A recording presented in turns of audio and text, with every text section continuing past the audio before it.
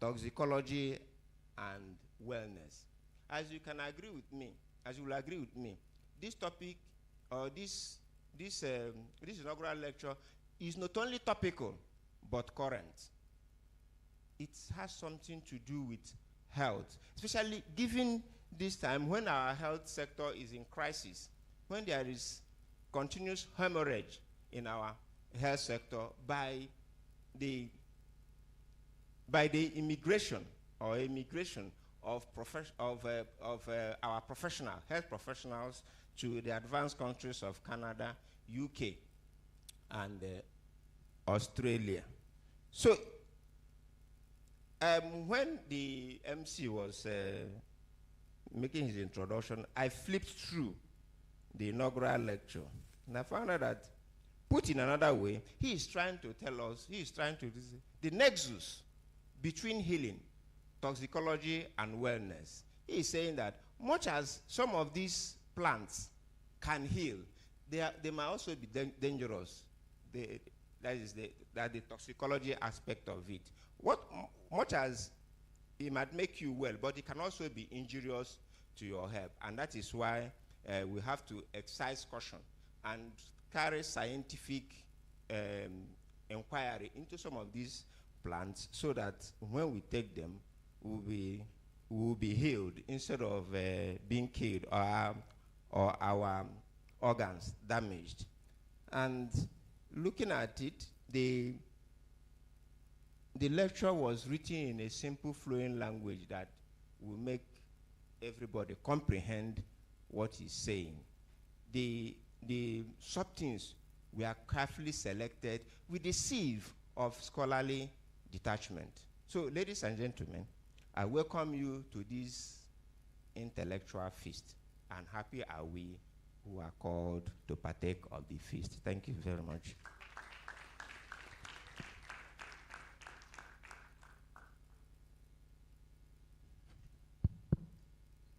Maybe that clap was for me. Clap for the Vice Chancellor. Thank you very much. Professor Philippe, you can see how you are rated because of your doggedity and commitment to the development of Madonna University, Nigeria. The Vice Chancellor has given you impressive ways of accolades and encomiums. That is worth the while for you. Even if it's at that level we close today, something has been what? Achieved. But when the Reverend Chancellor said, happy are those who are called, I wanted to hear what the Reverend Fathers tell us. Happy are those who are called to the supper. But he didn't use supper. He said use the one we hear in the church is supper. Happy are those who are called to the supper. Thank you very much. I wish to still request our dear Vice Chancellor to still perform another function before we go ahead. The kola nut is before us. And we are not going to, Igbo man say you don't speak on ceremonies when the kola nut is there. And this is the right time in the program for us to talk about the kola nut for a blessing before we move into the nitty-gritty of today's function. This is, sir. Okay, sir, I have to call on the chairman of the inaugural lecture committee. Please, formally, with due respect, sir, pardon my mispresentation. We'll have to formally present the kola nut to the Vice Chancellor. Can we clap for that presentation? Thank you very much, sir.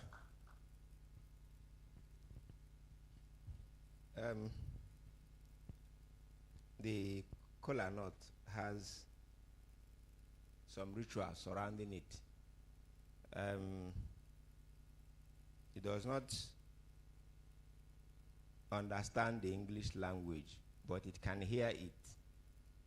Okay? And in Igbo land, we don't present kola to the women, only to the men. So on that note, I want to communicate in the Igbo language because that's the language of the kola nut.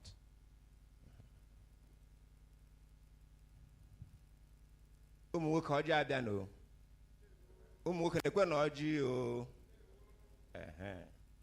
Umu Wine. Otedrije so. I want to invite the former Vice Chancellor of this university, Professor Isaac Nnatuanya, to pray in the language of the kola nut. Professor Nnatuanya. Thank you, the Vice Chancellor. The mandate has been given to the former acting Vice Chancellor of Madonna University, Nigeria, Professor Isaac Nwoye Nnatuanya. Professor.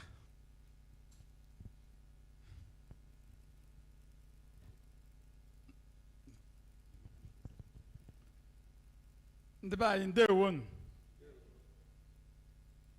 Unu ahụla na ọkụ agụnyere nwa akịrị n'aka agaghị ili ya ele.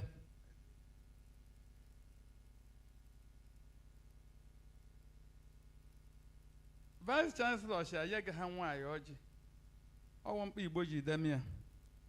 Mana ụmụ nwaanyị si ọkwa isi oge ọbụla ndị ụmụ nwoke a na-azọ isi. Were we na isi ọwụ ha wụ olu ji isi.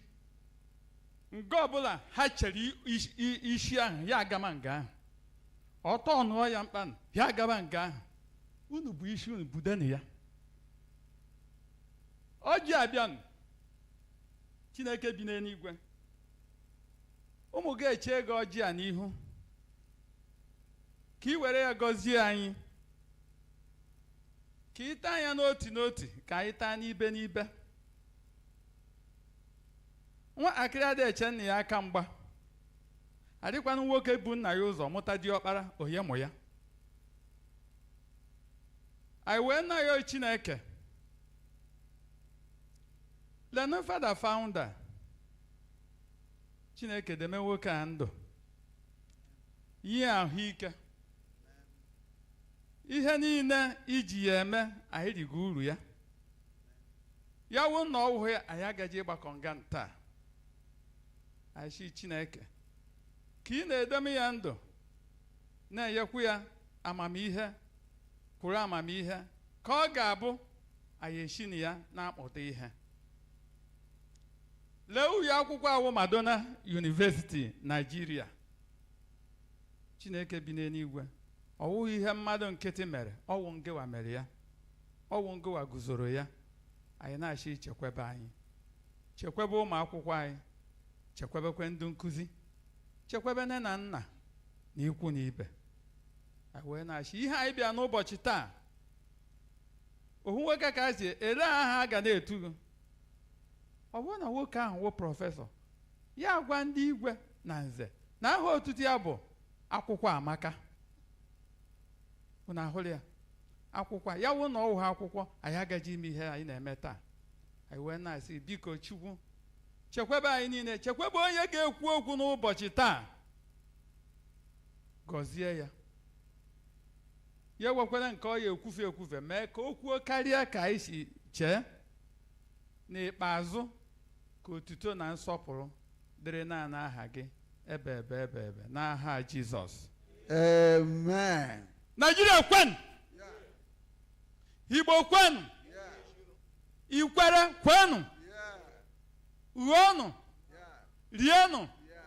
Konu umendo. Ndewo. An applause for Professor Nnatuanya. The Vice Chancellor knows he knows how best to do this. Afọ otutu mbụ nke mbụ ọgbọ dị egwu. Ị na-apụ n'ọgbọ ị mara ihe ị na-eje. Nke ọzọ bụ akwụkwọ amaka. Can we clap for him, please? He's a man of many parts. I earlier told you he's also as ubiquitous as Professor Iwasi. You'll be surprised that this man is from Enugu State, where they can see the accent and the dialect he adopted and spoke it fluently to the end. Do you know the language? Owere. He spoke Owere, but he's from Enugu State. That means these are the people, you know, their brain is very sharp to adapt many languages at a go. Thank you very much, Professor Nnatuanya. And at this point, ushers, the kola nut can now go around. And that, while that is going on, we are now stepping into action. I told you laudatio and laudator will come into play at this point in time. I wish to call on my colleague, Dr. Rita Kenneth Okere, to please step out and officially invite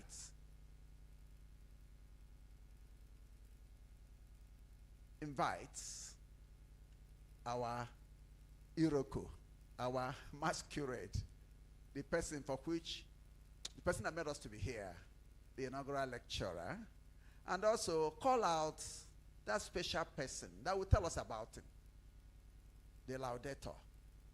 The laudator will tell us about that. Laudator is the citation presenter. Will tell us about him, and after that, the lecture will fully kickstart in earnest. Dr. Rita Okere. Thank you, Professor Ike. Thank you so very much.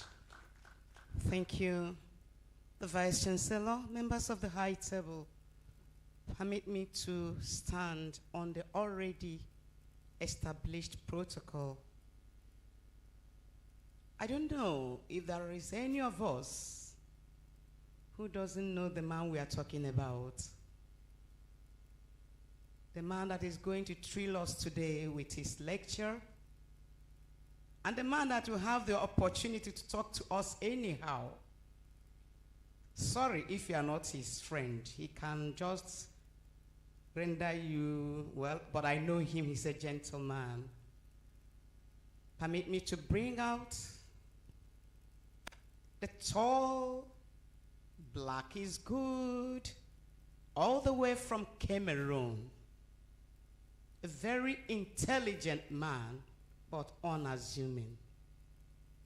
Simplicity personified, humility, kindness, ever ready to listen to you and offer help, no matter how hard it will be.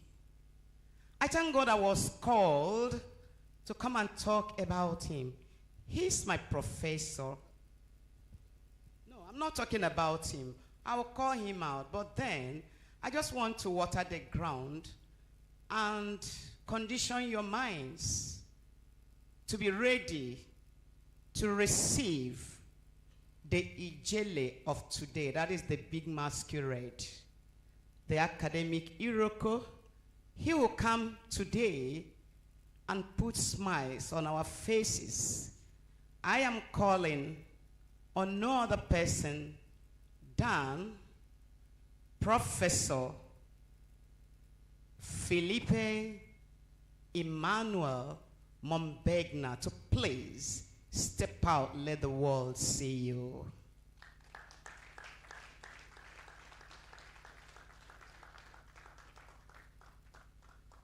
And I want to call also the human being that has been found worthy to talk about this rare gem.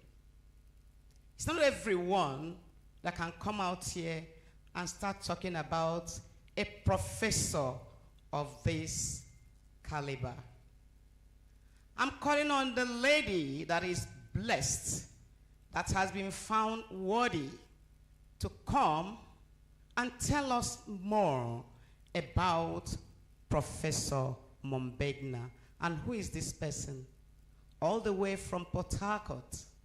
I'm calling on Dr. Ogechukwu Ezim. Dr. Ogechukwu Ezim is a senior lecturer, Department of Biochemistry, University of Port Harcourt. And it may also interest you to know that Dr. Ezim is a product of Professor Philippe Mounmbegna. So, ladies and gentlemen, I hand over the microphone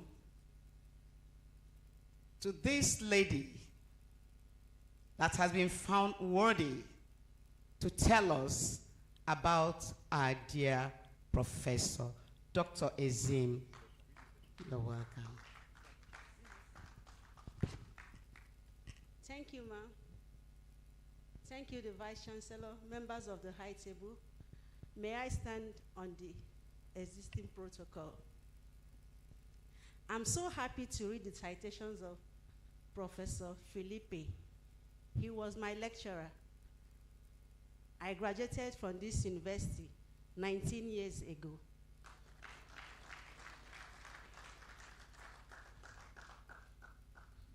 So, I thank God that he found me worthy to read this citation. Sir, I don't take it for granted. Thank you, sir.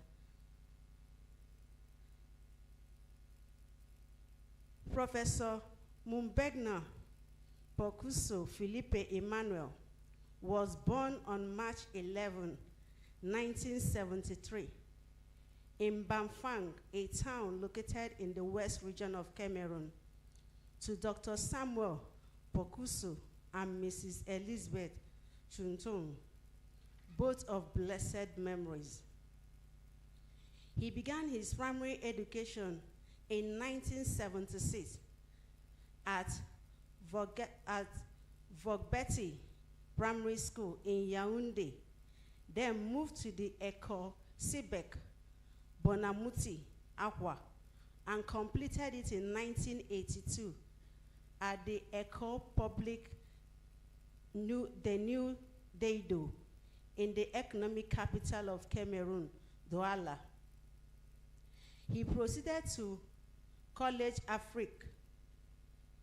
He proceeded to College Alfred Saka Deido for his secondary education, then to Lycée de Nouvelle Douala, where he banked successfully the following secondary school certificates: BEPC, Junior Secondary School Certificate equivalent to Junior Secondary School Certificate equivalent, Probatoire D, O-level equivalent, and Baccalaureate D, A-level equivalent.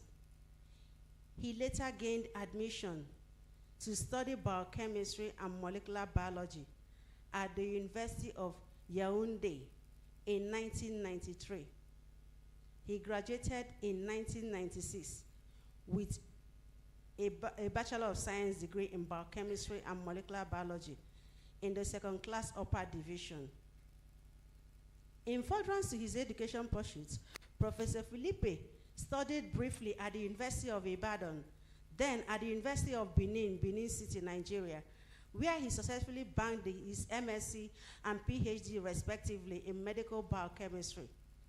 While still on his Ph.D. program, he was recruited as an assistant lecturer in the Department of Medical Biochemistry, Madonna University, Nigeria, where he was offered a full-time appointment on April 17, 2002.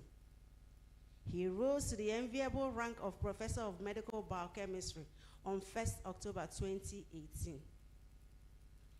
Professor Philippe teaches and researches into various aspects of biochemistry, and particularly clinical biochemistry, toxicology, enzymology, protein science, and molecular biology. Currently, he has over 77 research articles in both national and international peer-reviewed journals.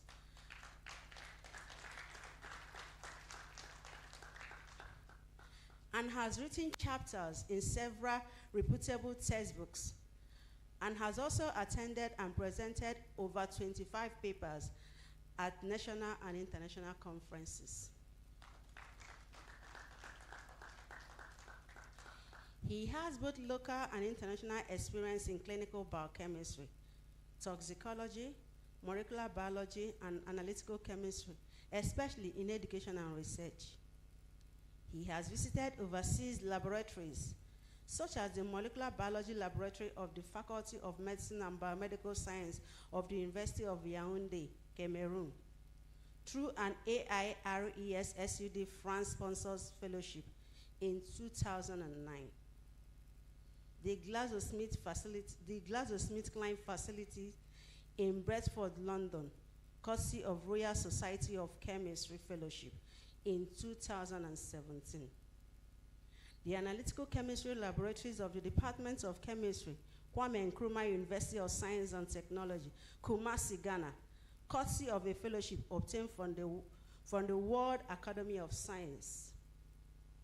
The Chemistry and Toxicology Laboratory of Jomo Kenyatta University of Agriculture and Technology, Nairobi, Kenya, courtesy of a fellowship obtained from the Pan-African Chemistry Network.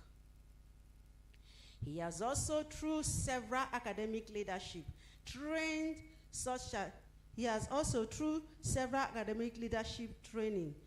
as Senior Academic Leadership Training, SALT Phase 2, courtesy of the National Council of Tertiary Education, Ghana, and the Carnegie Corporation, New York. Several modules of Visual Institute of Capacity Building in Higher Education, VICB, courtesy of National University Commission, NUC. He has also earned the prestigious status of Certified Accreditor from the Global University Network for Innovation and the African Quality Assurance Network. He recently obtained $150,000 research grant under the Integrated Biological Control Applied Research Program funded by Belgian government. This achievement was in collaboration with research colleagues from the Department of Biological Science, National Product Chemistry Laboratory at Nyerungenge Campus, University of Rwanda.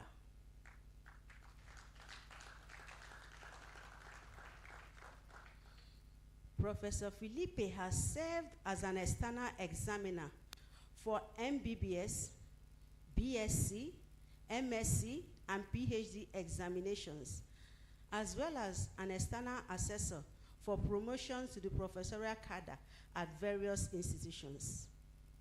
These include Nnamdi Azikiwe University, Awka, Delta State University, Abraka, Nile University, Abuja, University of Calabar, Imo State University, Christopher University, Bayes University, Abuja, Babcock University, Elisha Remo, and many others.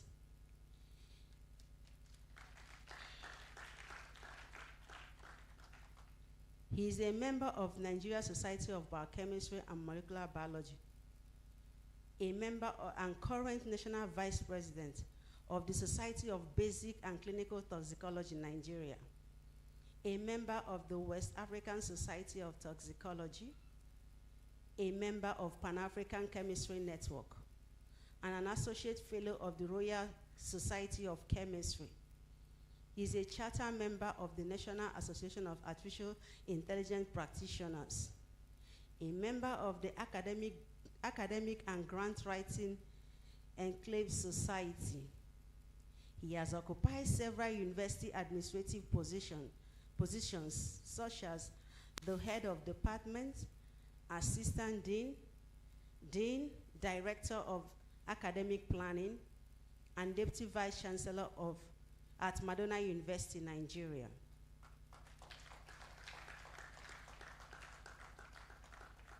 Professor Philippe Mounmbegna is a special marshal of the Federal Road Safety Corps Alvan unit under the Imo State Sector Command. He is a devoted Christian and a member of several Christian organizations and societies. In terms of language ability, he is from Fumban, Cameroon, and speaks and writes fluently Bamoun, Douala, French, and English.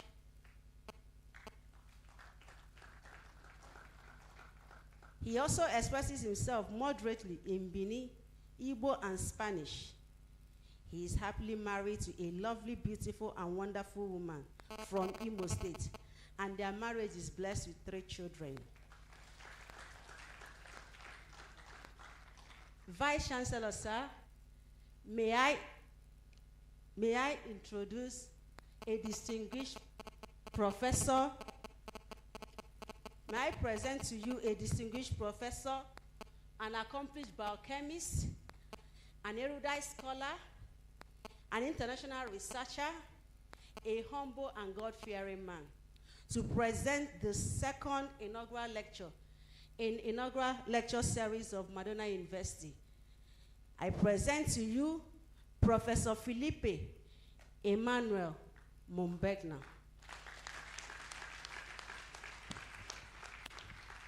Please, standing ovation for him, standing ovation for him, standing ovation. Clap for him. That's what I mean by standing ovation. As you are standing, you are clapping.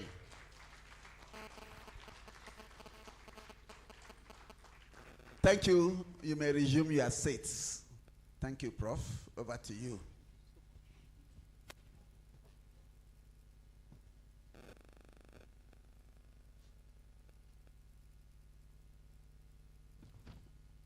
All right. I want to be as fast as possible. I want to thank God for today. Mr. Vice Chancellor, fellow academics, distinguished ladies and gentlemen, it is both an honor and privilege to deliver the second inaugural lecture before you today.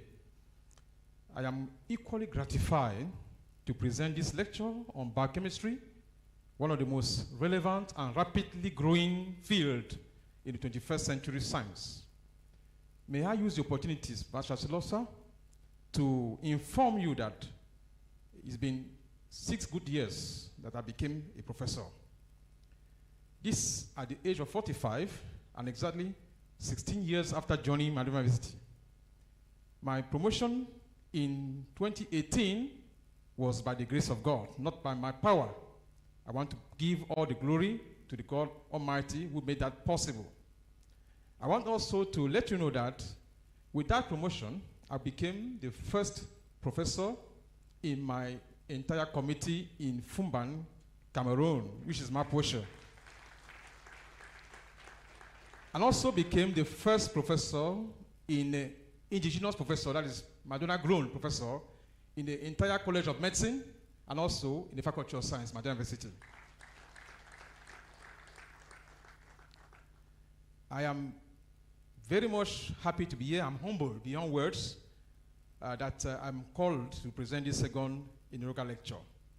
Let me correct one impression that we always have about professors. Professors are not the all-knowing about almost everything people. We don't know everything. So we also learn. And that's what I do. In fact, I still learn till today.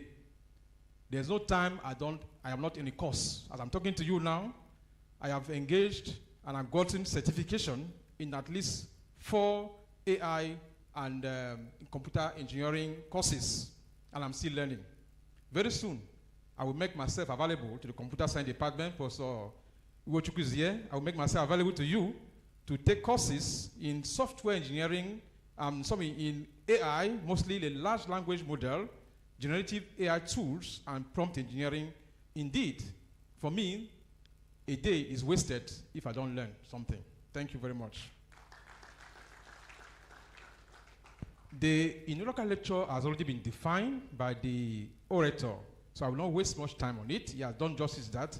But let me quickly say that inaugural lecture is defined as an opportunity for a researcher to go to town to talk about what he knows to the general public. Now, this is what briefly I'm going to be talking about, the outline. Now, the protocol has also been established. Let me stand on it, not wasting much time. And then let's move into preamble, which I'm in now. Professors are not all-knowing, as I said. I'm still learning. And I come to thank God that I am here this morning to present this lecture to you. Mr. Vice Chancellor, sir, an inaugural lecture will now come out on the lecturer to present what he knows about what he's professing. In a simple words, I can say that inaugural lecture started, as Professor Ike rightly said, right long in the history. In fact, today, Nobel laureates are always called to present a lecture as part of their honor. So today I am honored to be here to present what I know about biochemistry. Now, what is biochemistry? Biochemistry is the center of life. Now, is the root.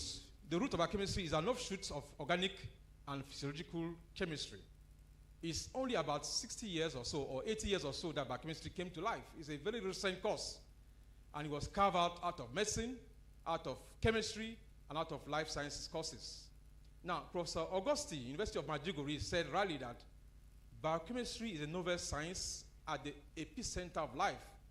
No biochemistry, no life.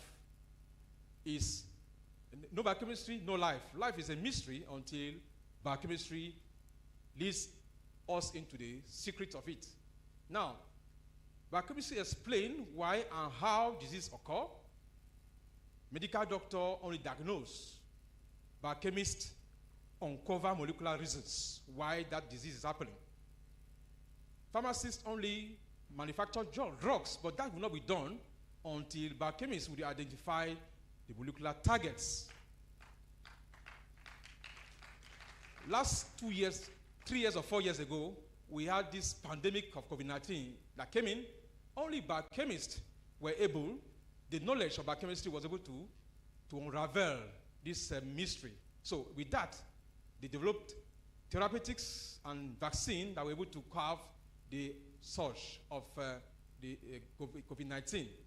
So biochemistry is an integration, works in integration with other science courses: medicine, agriculture, biotechnology, pharmacy, and microbiology, just to mention these few. So it is a very important topic. As I said, it's at the epicenter of life. Today, virtually almost all the Nobel laureates in life sciences and medicine utilizes biochemistry tool to achieve their research findings. So you can see that biochemistry is very diverse. And today, to call somebody a professor of biochemistry will be very, very too big for someone. So that's why we have areas of biochemistry. My area is medical and clinical biochemistry. Today, as a Vice Chancellor, I'm going to be talking about plants in medicine, and I'm going to see how we can marry these things for healing, toxicology, and wellness. So biochemistry is very important in harnessing medicinal plants for therapeutic purpose. It bridges traditional knowledge and modern drugs development. Now, there are key contributions to this. We use very, very important tools to discover these bioactive compounds that I'm going to talk about shortly. We use tools like HPLC, spectrophotometry, and so on and so forth, NMR, MS, and all this. These are tools that we use in the laboratory to achieve what we're going to talk about today. For example, we understand how plants work, or rather, how drugs work to tackle some diseases. For example, look at this plant called, this compound called salicin, was discovered from willow bark. It inhibits the enzyme called COX enzyme, which is akin to aspirin. So it is a relief to maybe inflammation and all that. So biochemistry is at the center of discovery in a modern science. Now let me take some example. The Vice Chancellor mentioned something. I don't know whether the Vice Chancellor or the Inaugural lecturer. We talk about drug and we talk about safety. So these are all the things that biochemistry look into. We look at the quality of control and standardization of drugs. We look at the pharmacokinetics and metabolism of drugs. We look at even drug development. We screen drugs. We screen plants for novel lead compounds, such as that we mentioned earlier. So we integrate all these things together, and then we look for, now we'll validate those products for therapeutic purposes. Now let me give you a classic example. This is a plant called artemisinin. This plant is grown in most places in Africa, but it was discovered that this plant could cure malaria, which is one of the diseases we are facing here in this part of the globe. And the compound that was found to be responsible for that is this compound they call artemisinin. Now this bond here, this bond you see, that bond, this bond you see there, when it damages the parasite and cause the parasite to die.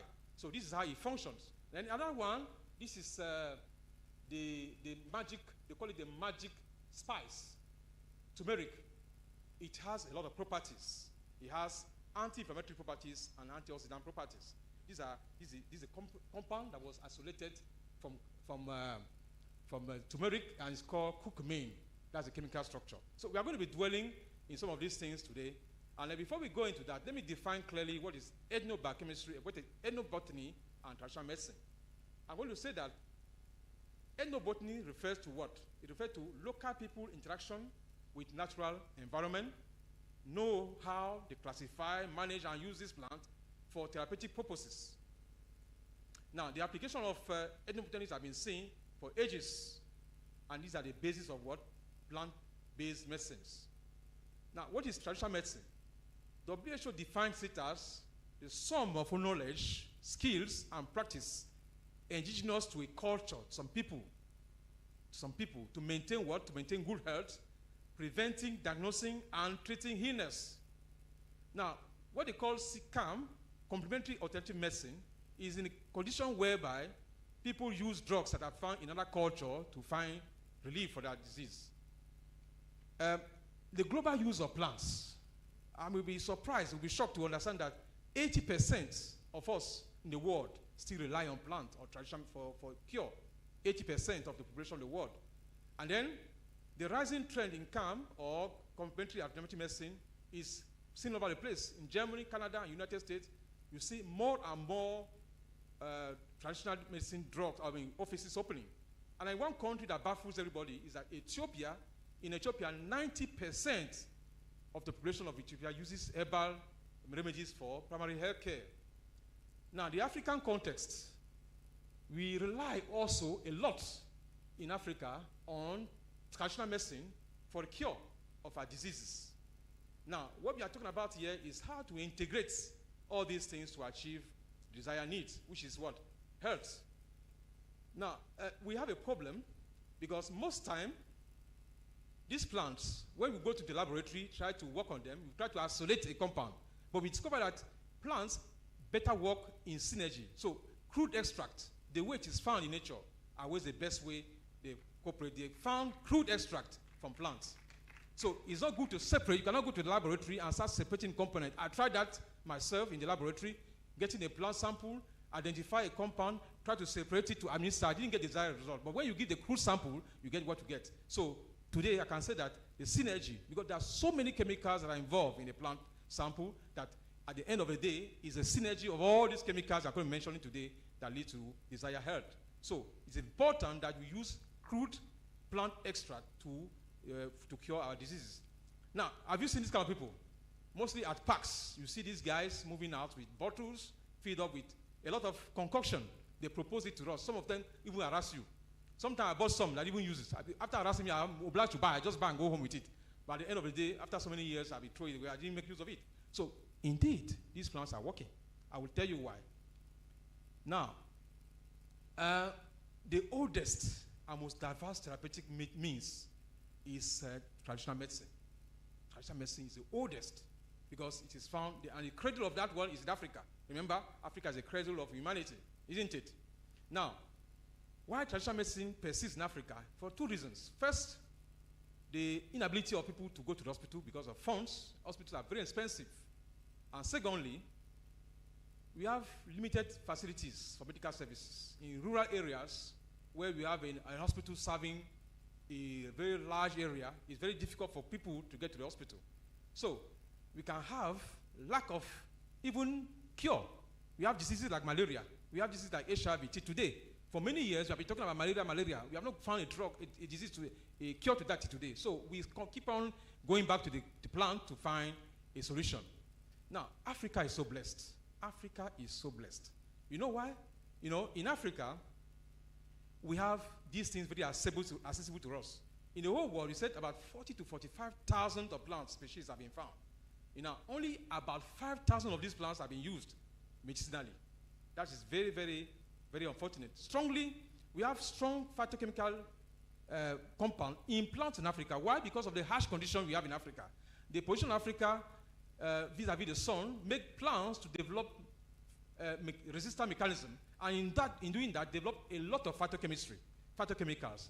So I did some work some years back using the African ginseng harvested from the forests of Cameroon. And that's the first one here in the plates. I compared the constituents of this African ginseng with the one from America and the one from China. And I discovered that the African ginseng contain far more phytochemicals than the ones from Europe and from Asia. Why? Because the African weather and conditions are so harsh. So this plant develop a lot of resistance, and in doing that, they develop a lot of phytochemicals.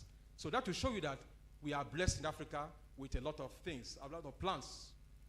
Now, unfortunately, Africa biodiversity is being threatened by what?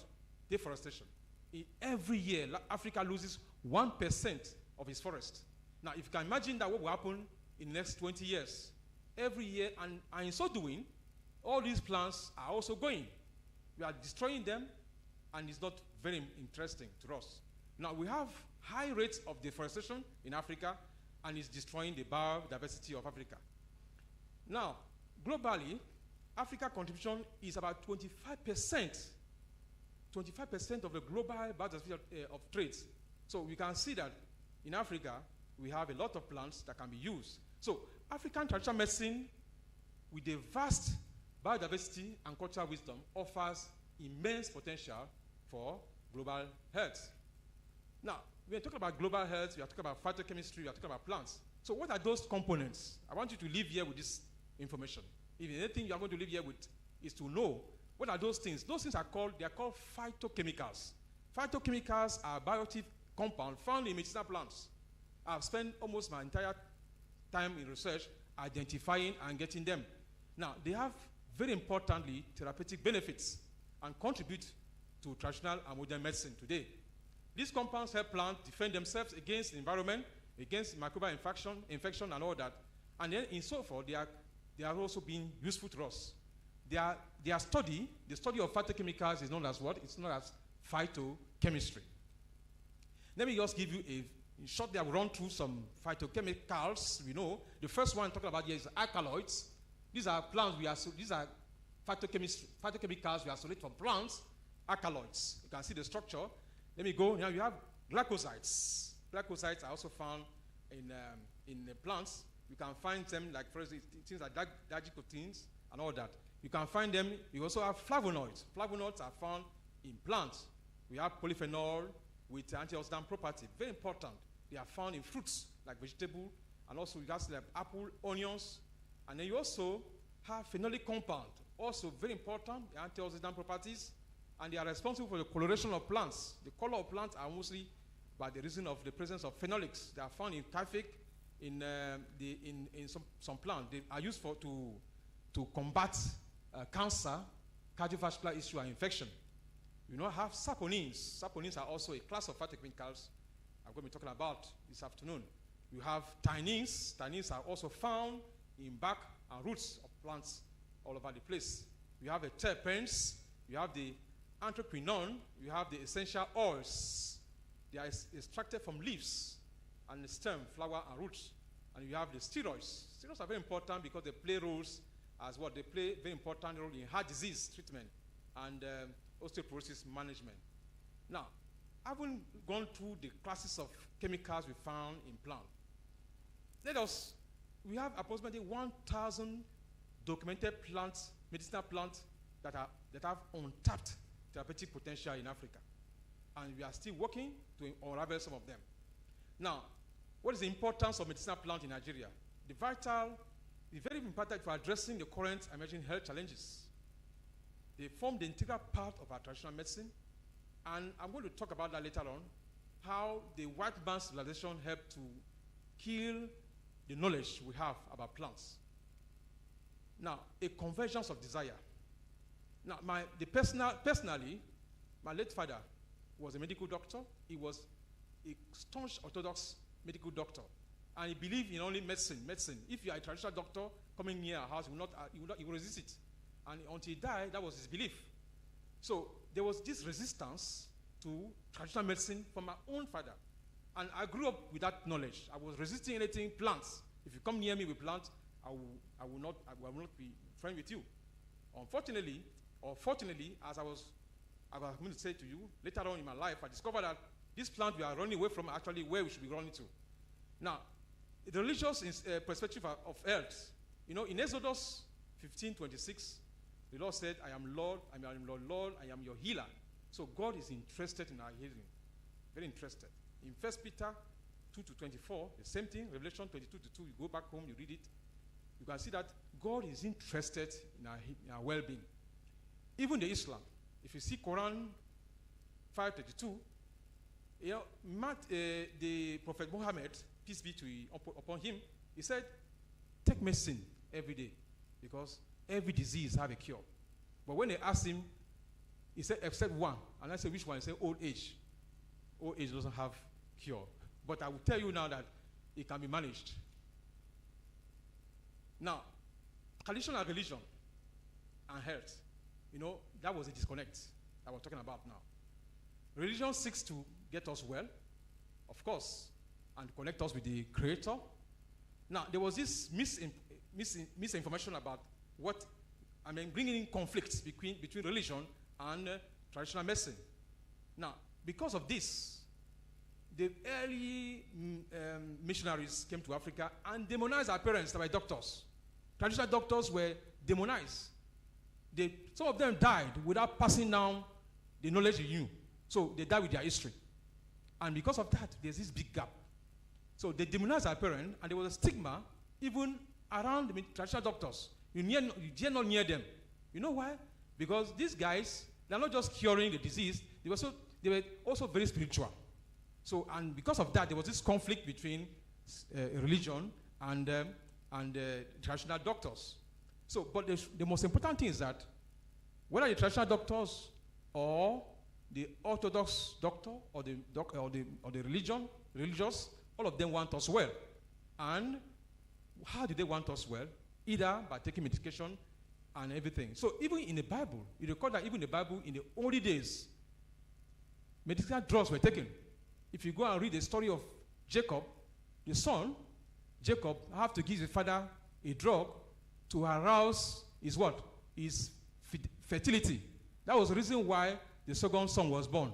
If you go and read that story very well, the second born from Rachel, the man was no longer interested. So you have to go and give him drug that revive his fertility.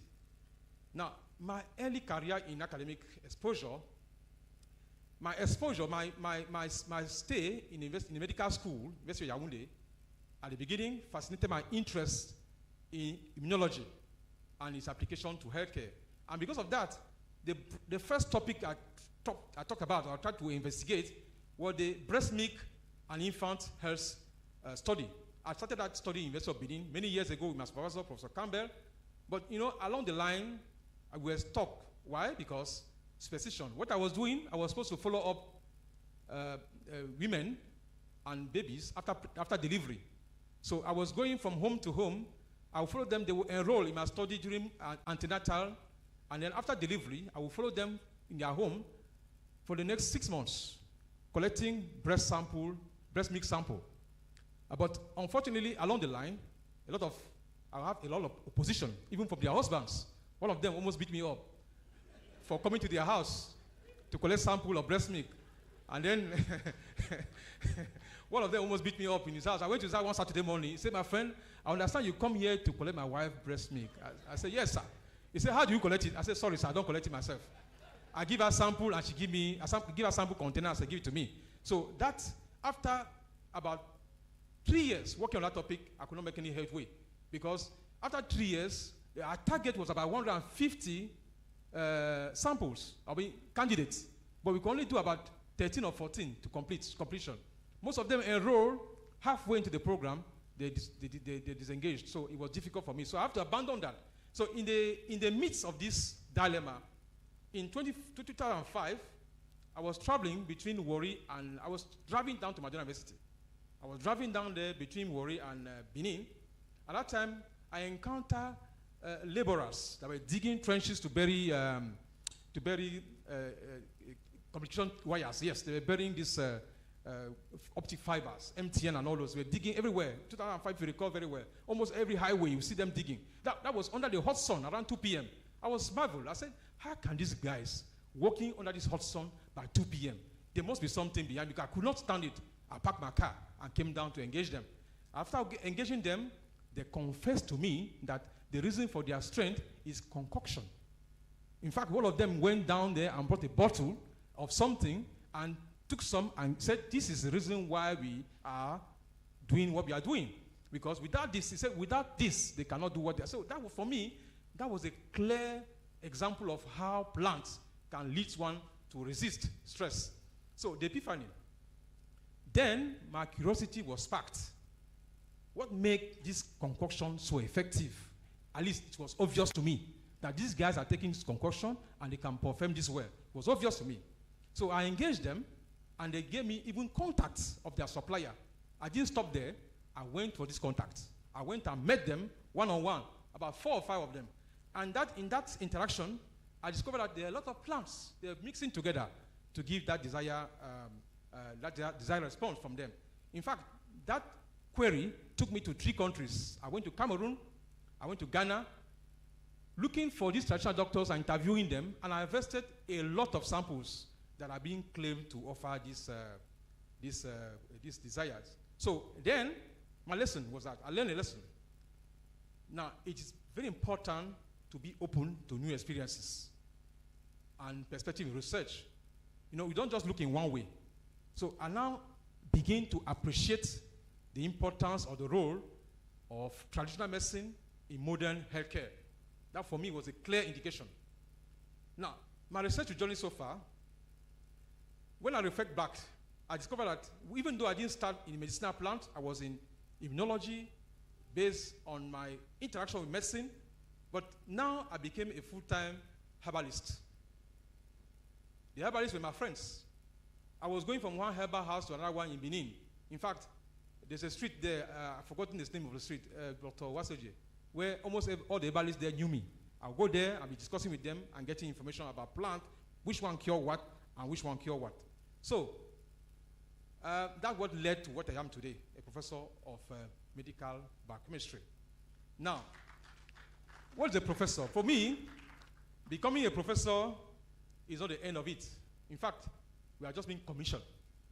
It's a commissioning ceremony. When I became a professor, that was the day I start the real thing. It's a new beginning in research. A commission ceremony where you have to go into deeper pursuit of truth. Focus on ongoing journey and mastery of research beyond the title I have gone through.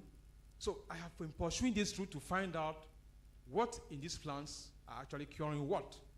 Now, the journey ahead, looking forward to the future, in discovery, and so I'm going to work and ensure that all the plants that I see, whatever I see around me, is finding a cure. Now, these are some of the work I've done in the past. We have, first of all, the first one I conducted that was having an impact was the healing potential of this ginger we take every day. Ginger. Now, this plant is used and is consumed widely as tea, is cooked, and as an ingredient and all that. But as a spice, it contains a lot of compounds that are very important to us. Ginger. Now, and it's one of the research I conducted. I intentionally poison rats with mercury. I intentionally poison rats with mercury and use ginger to see whether the ginger can remedy that. And I discover from this result, you can see that, you know, this is the liver function test result. You can see the control here, and then this one that was poisoned with mercury, and this is the result I got when I mixed ginger and gave the poison rats. Now, you can see that even at weight, look at the weight. The rat that poisoned with mercury lost weight. They lost weight. You can see that?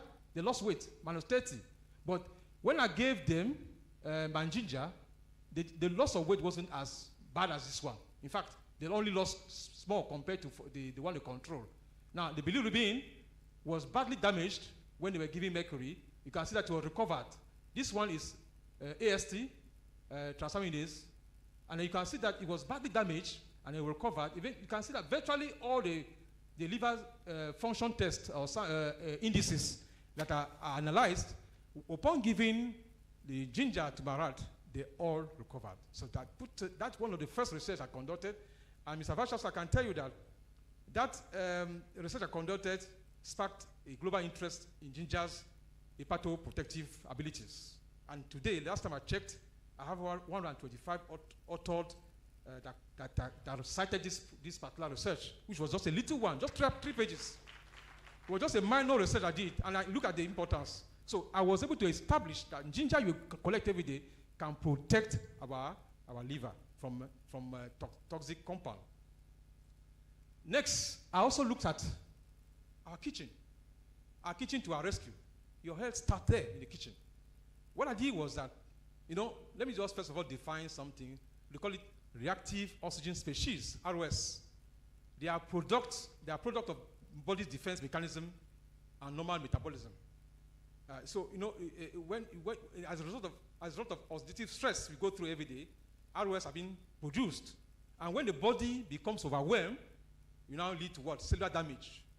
So we have the role of these antioxidants. They play a very important role in ensuring that they counter the effects of this reactive oxygen species. Now, I looked at some key food that we eat in our diet every day, and I decided to look at how they can manage. You can use it to manage stress. You can see that banana was one of the fruits. Orange, lime, cucumber, avocado, these are the fruits I mentioned. And then also, I went to the kitchen. I started looking at some of the plants. You can see oha, greens, this is ugu, uziza, scent leaf, and all that, bitter leaf.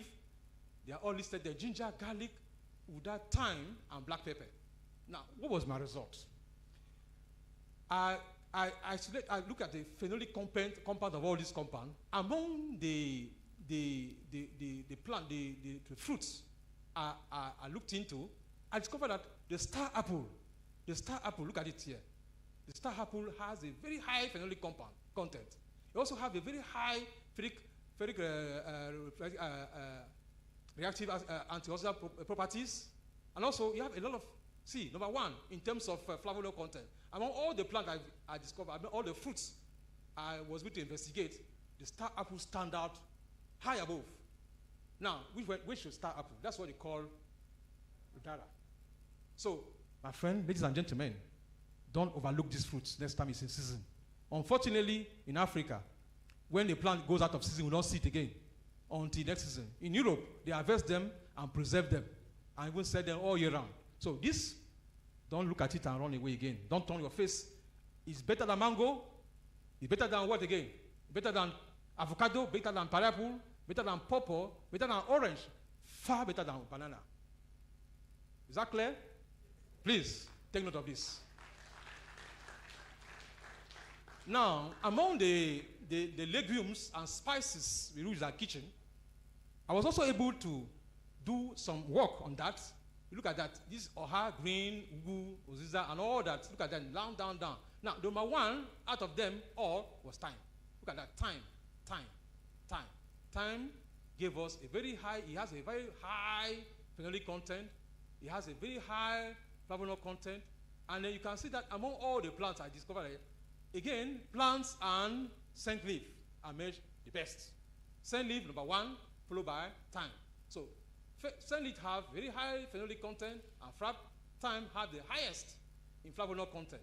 And then black pepper and garlic came in distant low second. So please, what does that mean? Regular consumption of these can boost our antioxidant intake, and therefore fighting against what? What is it? Cancer. So if you want to fight against cancer, regular consumption of scent leaf and thyme. Funny enough, this thing can be grown. We can grow them in our backyard. You don't have to go and buy the thyme that have been chopped up and put in a container called sucrose or what again. They are so expensive. But you can get the samples and grow in your backyard. And then from there, you can have the desire. Look at that. Health benefits of antioxidant from plant. The reduction of what? Of disease risk. Protective role.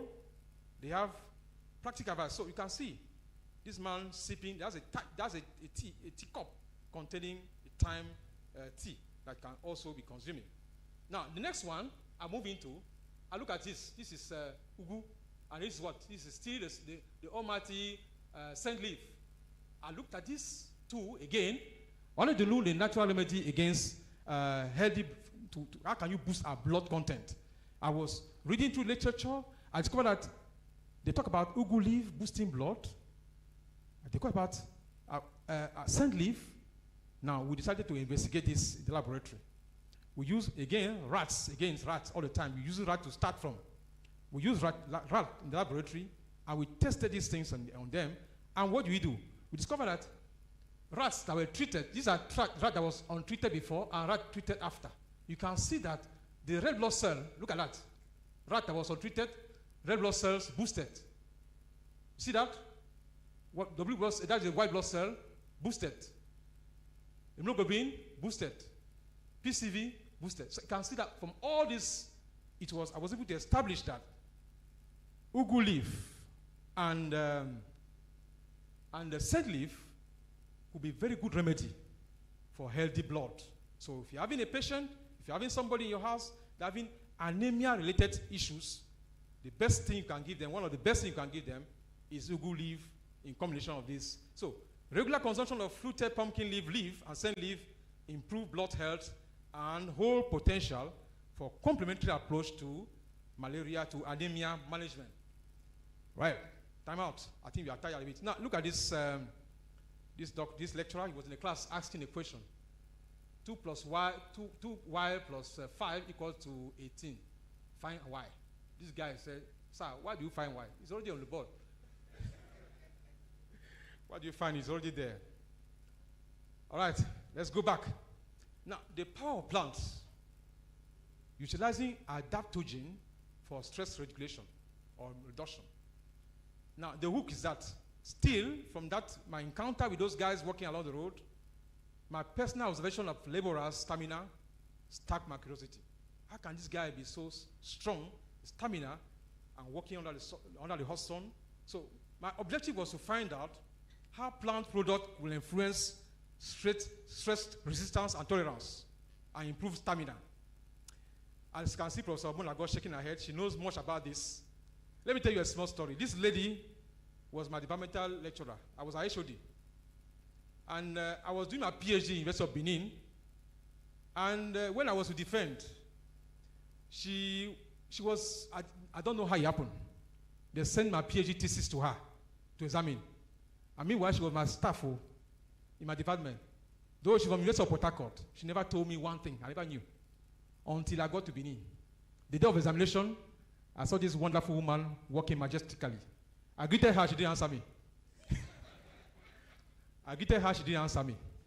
So we went into the examination hall. She battled me there for more than 1 hour, 30 minutes. I was saying, what's happening? This is not the woman I know again. She taught me, she asked me questions left and right. At the point I couldn't even speak again. I started stammering. My supervisor said, please excuse this boy. This boy is a stammerer. He doesn't understand again. The woman said, a stammerer? At that point, me and her, our face, our eyes jammed, and she started laughing. Thank you, mommy. You trained me. Thank you very much. Professor Mounmbegna, Professor of Medical Biochemistry, University of Port Harcourt. That's my staff examining me. And she dealt with me that day. But at the end of the day, she gave me distinction.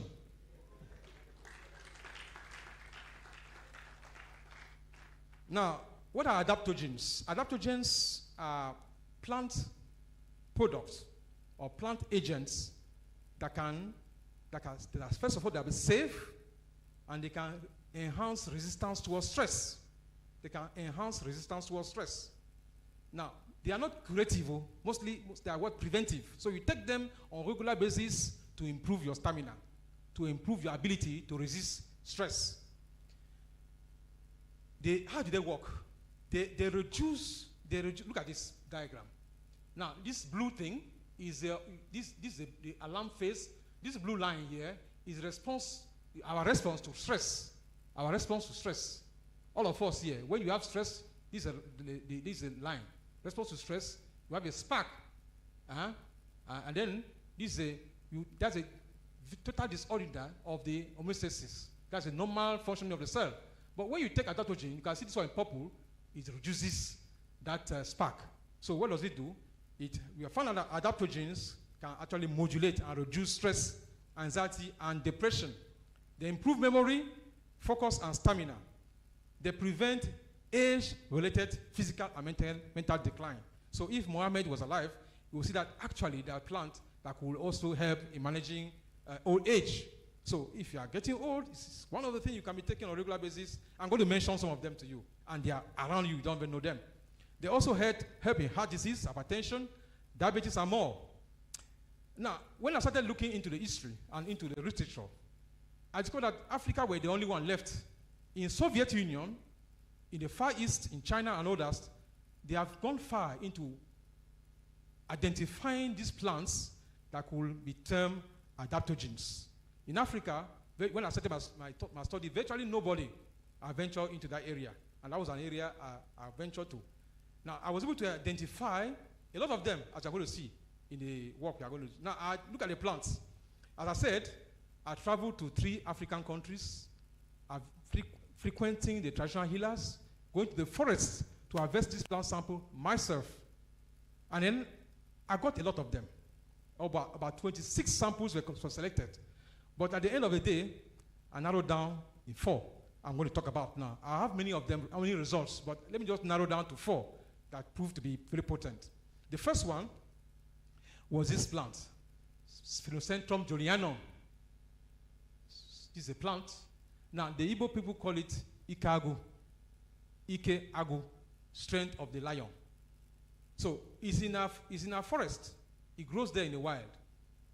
Some years back, I planted some here in the in the garden, botanical garden in pharmacy department.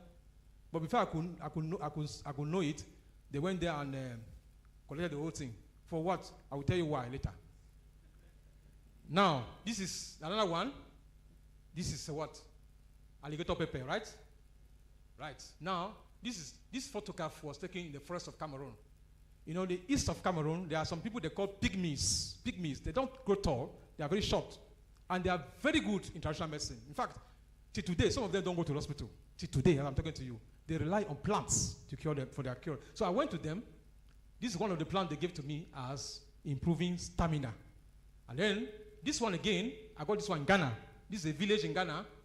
This plant is called Venona guineensis. And I saw it also in Cameroon, a lot of them. Now, I now set out to find out how this plant could improve stamina. Dr. Wopara here and a few of them, I stressed them in the laboratory. You can recall this picture. These are rats swimming in water. What I was doing? I gave rats extract from these plants and I put them in swimming pool. Then when you put rats in swimming pool, you ensure that they don't touch the ground. So they must keep on swimming so that they can breathe air. So if a rat sinks, he will die. Of course, he will try to struggle and keep his head on. It's a very perfect model, even better than what treadmill you know about. You know, treadmill was an old one. We put rat in the mill, we tread and to try resistance. But this one was found to be very much effective than treadmill. They call it forced swimming test. So I put rats in a swimming pool. This is the biochemistry department in my university here. So these rats, we don't allow them to touch the floor, and the water is enough. So they keep on swimming to put their heads out. And we monitor the rats. If a rat is exhausted, you go down and will not come up again. That is exhausted, it's drowning. At that moment, if he goes down and doesn't come out in 5 to 7 seconds, you pick him out. That's his limit. And then you time it. You time it to see how long you will stay under the water swimming. These are one of the things we did. We also took some biochemical parameters that are related to what? To fatigue and exercise in this rat. And then these are the things we found. First of all, the plant sample, these 4 plant samples, look at this. These plant samples contain this constituent we talk about. These are the phytochemicals I was mentioning to you earlier. We found them in quantity in some of these plants. You can see that. Look at this one, for example, the flavonoid. This is a Cameroonian ginseng. They call it Venona guineensis. It contains a lot of what? A lot of flavonoids. You can see that again, terpenoid. So these are compounds that are found. Now, we went on in vitro in the laboratory, testing their ability to quench radicals. You put radicals and see how they can quench it. And you can compare it with the existing one. Look at that. This blue one is ascorbic acid, which is an antioxidant.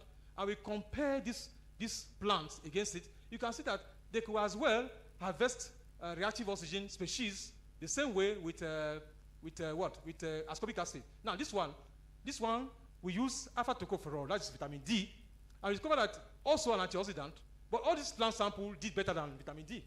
All of them, they did better than vitamin D. Now this is routine, and again, an antioxidant, and we also check it, and we discovered that they are doing very closely to that. Now, this is a table summarizing what they perform. You can see that these plants, when you compare them with standard, they are even doing better. Look at all of them perform better in DPH radical scavenging ability than the standard antioxidant. You can see that this one performs better than this. Here you can have this one performing poorly. This is a standard one. All of them perform better. So these plants have the ability to harvest or to harness or to fight against an antioxidant effectively. Now, these are the results of the rats swimming. I put them in the swimming pool, I will time them. You can see that these are rats that were not given any drug. They were not given any drug. They were just normal rats, control rats. So you can see that they were the ones that swam less compared to others. You can see the difference. All of them that they were given drug, they swam longer than them. With this one, the highest. And this was in a dose-dependent manner. The higher the dose, the more the resistance. We also looked at, in the blood of this sample, of this rat, or rather, in the muzzle of this sample, we look at some antioxidant activity in response to the first swimming test. And we also discovered that, look at that. Now, the blue one is without the plant. It's malonhayide, MDH, malonhayide. You can see that the level was also dropped. This is a rat that was sedentary. This rat was given, that was not given any drug, and this one all given drug. You can see that their level of this all dropped. That means they were able to fight or harvest their muscle were able to fight against the oxygen species that were generated as a result of the first swimming test. The same thing goes for SOD. The activity of SOD, you can see the activity of SOD being higher than all of them. That means the SOD enzyme was able to, the activity was elevated because it was able to harness all the reactive oxygen species that were being generated. The same thing goes for this catalase and all that. Now, the cortisol is a hormone that normally spark in the blood as a result of what? Stress. Now, you can also see that these rats that were given, that were not given any plant sample, the cortisol level rise so high, but when you give it rise, the cortisol level drop. That means these rats that were given the sample were able to resist stress better. The same thing, this is testosterone. Now, these rats that were not given any plant sample, the testosterone level was very low. Now, when you give all those ones, it improved their testosterone. You can imagine, you can guess where I'm going to, right? Good. We'll talk about that later on. Now, we talk about, these are biochemical markers against fatigue markers. Glucose level, I checked it. I don't want you to waste your time. You have glycogen in the muscle and in the liver. Now, let me just go to a summary of what we found. What do we find? We found that from all these things, this antioxidant plant extract were able to reduce oxidative stress and improve endurance. So taking this plant sample, animal, the plants, the rats, were able to resist stress better. So what does that lead to? These are potential therapeutic roles in managing what? Stress-related fatigue and enhancing performance. Physical performance, for now. I know where I'm going to. So these plant samples could manage and help you fight against fatigue. In a nutshell, our study indicated that the selected plants developed strong anti-adaptogenic effects. Now, they modulated biochemical stress marker and enhanced physical performance. So what is the future direction? This doesn't stop here. This is the first phase. We need to go into research further to look at molecular study to further elucidate the mechanism of action of these plants. Look at the clinical trials, even in human, in future. Now, these plants, we also looked at the toxicology. That is, we look at the plant sample and see whether they were able to toxic to animal or not. And we found out that out of all the rats we gave, most of them were they tolerated the plant sample, except this one, PY, Yaounde. This one was given to me by the pygmy. if given at the higher rates, they could be having some issues with your liver. So that's why the moderator said it earlier. So these plants, you don't just take them. Look at this one. Taken at this high level, they're causing what? Necrosis in liver. So you not just to go and be taking a plant, you have to be careful. Maybe you have to wait for the biochemist to find out before you start going to it. Why consumption? Now, they even give abnormal kidney problems. So they can also tamper with the kidney. But in all of them were well tolerated by the animal. Now, the next I'm going to talk about is male vitality and fertility. From that result we discovered that one of the plants were standing out. And then you know that it's a global concern today, erectile dysfunction and low libido, infertility among men. In fact, we said that up to 40 to 50% of infertility cases in couples today is on men. So we blame women. I know somebody that got married to a woman, was with a woman for many years, no infant, no child. He divorced her, went and married another second one, no child. So the problem was him, not the woman, actually. So in most cases, the men are the problem. So what are the contribution factors? There are many factors: physical factors, cardiovascular diseases, hormonal imbalance, obesity, and medication, the drugs we take. Psychological stress, anxiety, relationship issues, and lifestyle. Smoking can actually endanger our ability to perform in the other room. Now, do you get that? Thank you. Now, this is a plant that was very interesting to us. You know, I was discussing with Okada riders in Benin, in Owerri. They led me to this plant, Ikago. I went to the forest and harvested it. It's found widely in in Igbo land. I brought it to the botanical garden here and planted it. When I made the result, the finding known to my departmental staff and the university community, that plant disappeared. They went and finished it there. They went and harvested everything. And I'm suspecting Dr. Arute to be one of the people. I'm suspecting Dr. Arute to be one of the people that went there to kill this plant. I didn't see it again after some time.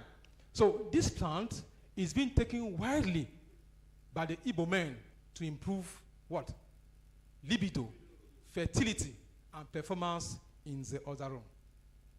Now, what do? We try to investigate this in the laboratory. How do we do that? We use rats. And then again, this is a very difficult experiment. You know, rats hardly mate during the night, during the day. They only mate at night. So I have to be in the animal house there overnight. I'll put on socks, gloves, and all that, and then wear goggles so I can see. There's a special goggle for night reading, so I can see clearly. Now we monitor the rats. I gave the rats these drugs for some time, and then I brought the female rats to ovulation by giving them some drugs. You can administer a drug to a rat and bring the rat to ovulation. So, and then what I did was that I bring a female rat that is ovulating and put in a cage, and bring one of my rats and put them together. Gently, I monitor them. You monitor them. What do you check? We look at the mount latency, intromission latency, ejaculation latency, mount frequency. In fact, it's a very difficult thing to do. Now, this is my result. Mount latency, look at the control. The control that were not giving any drug. They were not giving that drug. And I compare this thing with Viagra. Look at Viagra.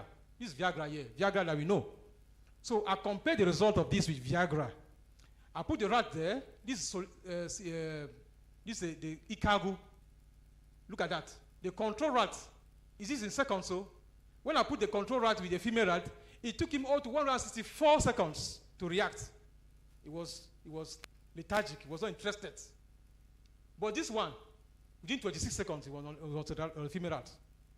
Within 26 seconds, it was there. Now, the one that was doing Viagra, within 24 seconds, he has mounted the rat. Now, this is a mounting frequency. How many times they mounted? The number of times. This one was 4.2 times. Very, very, very ineffective rat. Very ineffective rat. This guy, the person I gave Ikago mounted 14.3 times. Dangerous rats. Then you have the one I was giving Viagra, 12.7 times. Now, these are all the factors. You can see that my plant sample called Ikago actually improve all the factors. What does that point to? It points to the fact that these drugs were able to reduce mounting latency and improve also, increase mounting frequency among the rats. And this was significantly different. What's the implication of these findings? Now, above that, this plant increased testosterone level in the rat and sperm count, because we took the rats and even went ahead. In this laboratory, we do what they call sperm count. We take the rat, count the sperm. And discover that also the rat that we're giving East Cargo have large number of sperm count compared to the one that were idle. I'm sure that after this class, some people will call me to find out where they can get this thing from. I'm going to tell you where it is. Now, apart from this, we went to do histological section of the testes of this rat. Look at something here. This thing you are seeing, these black dots, this black dot you are seeing here, they are what? They are sperm cells at different stages of maturity. This is a control rat. Can you see that? Very few black dots. There are few sperms being mature. When you look at the rat that is giving my sample, can you see that? Populated. These rats were producing sperm at the higher rates. This is a proven result found in the laboratory. What's the implication? The implication that the fact that these guys are calling this plant Ikago is not just for nothing. I was able to prove it in the laboratory that indeed Spinocentrum julianum, called Ikago, is a traditional medicine that is used effectively to combat male infertility and also libido, to promote libido in rats. So this is a clear example to show that these men, these traditional doctors that walk around with concoction selling, they're not just joking. They know what they are doing. Finally, let me just say that, let me just go through. These are other plants we investigated. I'm not going to talk about the results here. Tiger nut that we just see. They chew around and go around. It reduces stress, enhances libido, improves sleep. This is what we are able to prove in the laboratory. If you go to the literature, in my literature review, the book I gave you, you're going to see the references there. Green tea, we look at green tea, support heart health, aids weight management, boost energy. Turmeric, anti-inflammatory, immune support, joint health. Bitter kola, the Omati bitter kola, contains a lot of antioxidants. It's also antimicrobial and it helps in joint health. When I talk about joint health, I talk about what? Arthritis as you're going old.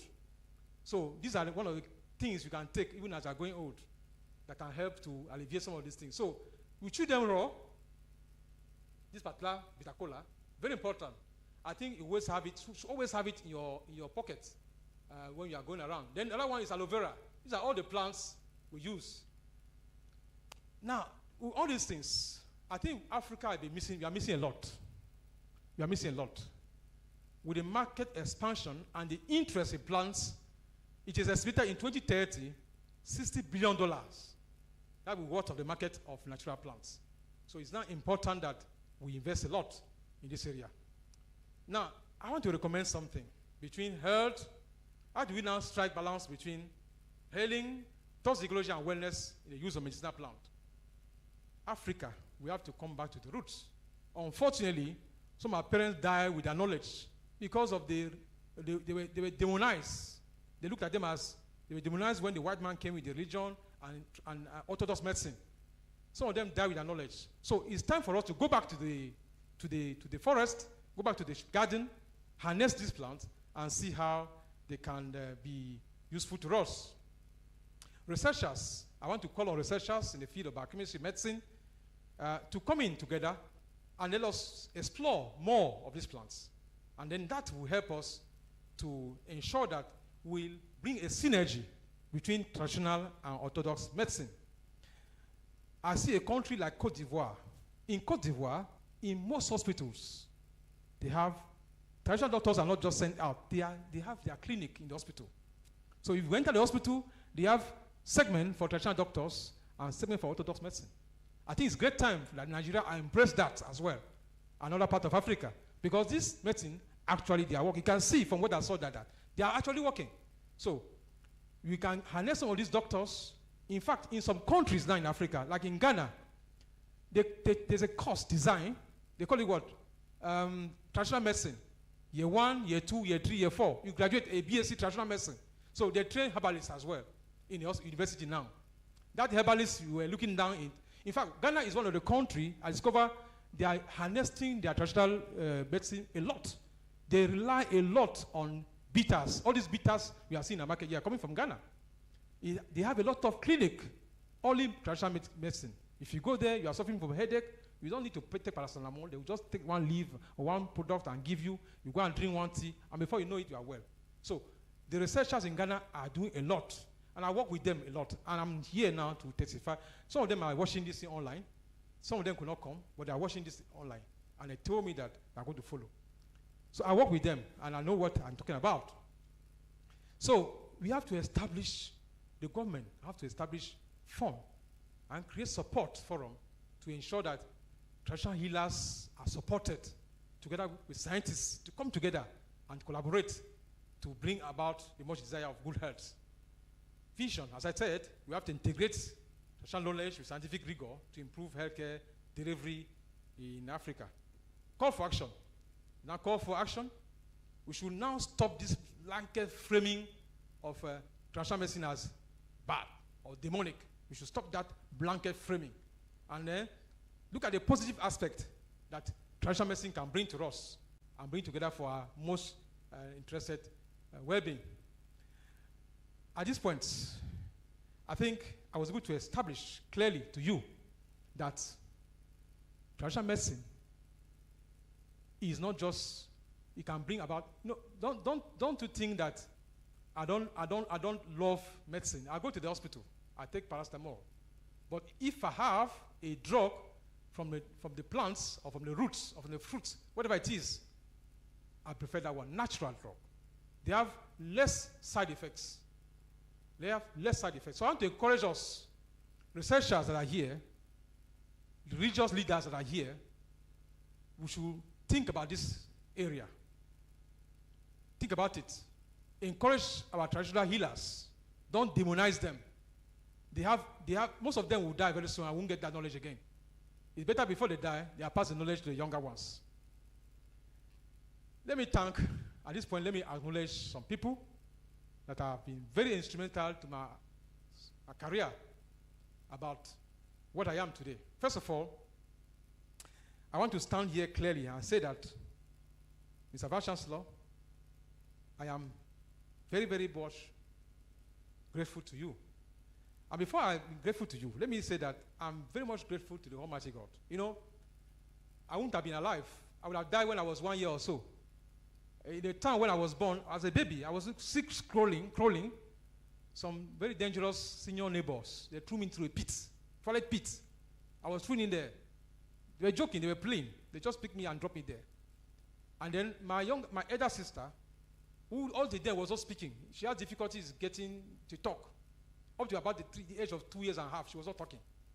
But when she saw that scene, she ran to the house and said it clearly to her housekeeper that Philippe had been thrown into the pit. A miracle. That was the day that girl's tongue opened. She's the one I'm following immediately. She was able to say it clearly. So they came in there with the rescue fire brigade and all that. They came and rescued me. So if not because of her, and because of God's intervention, I wouldn't have been alive today. I would have died a long time ago. Maybe I would have been in heaven, enjoying myself. I wouldn't have known all this we are going through today. All this Jagaban and all these things. So it was a miraculous intervention of God, and I want to express eternal gratitude to God for saving me. And He continues saving me to today. I've traveled in several countries. You go and come back. The GVC is here. He has taken me to many places. Let me also tell you that I want to be thankful to the management. Let me first of all thank Father. Father Founder, he said yesterday he was going to come, but maybe he didn't find time to come here. I was with him yesterday. He promised to be here. Very Reverend Father Professor Emmanuel Paul Ede. I came in contact with this man on the 17th of April 2002. When I came for the first time at Madonna University, I was led by Professor Opoba to go and see Father, to be employed here. Father interviewed me in French. When he heard I was in Cameroonian, He interviewed me in French totally. I was amazed how this man could be able to speak French so fluently. And when I became a staff, I used to call like, not only French, Father could also speak German, Spanish, and many other languages. He's not here today, but I know that he has been part of my success. I want to thank God for his life, for giving me this opportunity to be here in Mounmbegna University. The Vice Chancellor, sir, I want to thank you. The orator, I already mentioned it. You initiated, it's under your regime. It's going to history. It's under your regime as the Vice Chancellor that this inaugural lecture series started. I want to thank you. Then your DVC. Your DVC. Now, ladies and gentlemen, let me tell you that the DVC seated here was my student. I taught him in this school. So it's my product as well. And there are many of them following online from US, from UK, and all that. They are all seated here. They are my students. Even the person that presented my citation was my student here. I taught her here. And she's a senior lecturer about to be assessed. In fact, she's being assessed currently for the position of associate professor in University of Port Harcourt. Please put your hand together for Dr. Oge. She's there together with my other alumni. All of them are students, class reps, and all that. They are following this thing online now. And I want to thank them for that. I want to thank God, especially for the DVC. He has shown himself to be a very rugged and tough leader, and he's helping the system to grow. I want to thank you. This inaugural lecture series, this end of year is so choked up for us here in Mounmbegna. So many things are happening at the same time. But despite that, we're able to squeeze out time for this particular moment. Thank you very much. I'm very proud of you, sir. You know, some of us are teachers. When you see your products becoming something better than you, you're only gratified. So I'm thanking God for your life. I want to thank God for my parents. They're no more alive, but they made me what I am today. My father was an academician by excellence. He didn't believe in other things than schooling. So he sent all of us to school. All of us in my house, we are 9. All of us are graduates. In fact, none of us is less than master's degree. Ph.D. holders, engineers, and all that. So I want to thank somebody special I wanted to thank. She's following online all the way from Cameroon, Corinne. I want to thank you for your assistance, and your friendship, and your prayers. I want to thank God for my teachers. They are all over. Some of them are following online now. Professor Emeritus E.O. Wanze from University of Benin. He's currently retired. He's a chairman of the board of council member, isn't it? He's the chairman of the board of University of Agbo currently. And he's a very renowned professor of biochemistry. I want to thank Professor ESC, who is watching online at the moment. I want to thank you. I want to thank my supervisor, my PhD supervisor, Professor Philippe Campbell. He mentored me toughly and he made me to be what I am today. I want to honor him. There are other lecturers I can't mention here, so many of them, Professor Waldia, Professor Osumbo. Please, if you are watching online, I thank you for what you did to my life. Then somebody that encouraged me to stay in the art academics was Professor Romanus Unegbu, the first vice chancellor of the university. When I came here, after my first month of working, they gave me a salary of 17,500. That was what I was given as salary, 17,500, 2002. And then the school I was teaching in Benin then, and plus all those jobs I was doing around, I was earning more than that. I resigned. I didn't even ask a question. I just put a resignation. I said, no, let me better go and continue what I was doing. The man called me and said, my friend, you don't know what you are doing. This is tertiary institution. It's better than anything. So I want to urge you to stay. He encouraged me to stay. He took my resignation letter. I said, let's go to see Father. Immediately, he stood from his office and took me to Father Founder. Father Founder said, my friend, where are you going to? You are not going anywhere. You are going to stay here. And then he directed that my salary will improve from 17,500 to 25,000 naira. I want to thank Father for that. So then another person, the immediate past substantive vice chancellor of the university, Professor Chukse Zedum, is following us from US. He is my mentor. In fact, he taught most of the things I did. He was the one that nominated me, or rather recommended me to a deputy vice chancellor of the university and DAP when I was DAP. So I want to thank him for his leadership. He sent me here and there to study and get more academic excellence. I want to thank God for all my colleagues.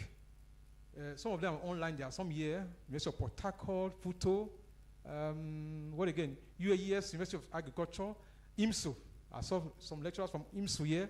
I want to thank you all for your collaborative effort towards shared achievements. I want to thank you all for coming. I saw Dr. What's his name again? Dr. Ejiofo here. I saw him. Thank you. and the team from UAS, I thank you all of us for here. I want to thank especially the daughter of my father. I call him my father in Benin, Professor Agbakuru. Most of you in pharmacy know him. He couldn't be here, but he's following online, even though he may not be able to completely follow what you are doing. But I told him I was going to be here, and he asked his daughter to come here all the way from Lagos. I want to thank Barrister Olabusun Ijoma for coming. Thank you very much for coming. Then there's my brother. You people don't know that I have a brother in Nigeria.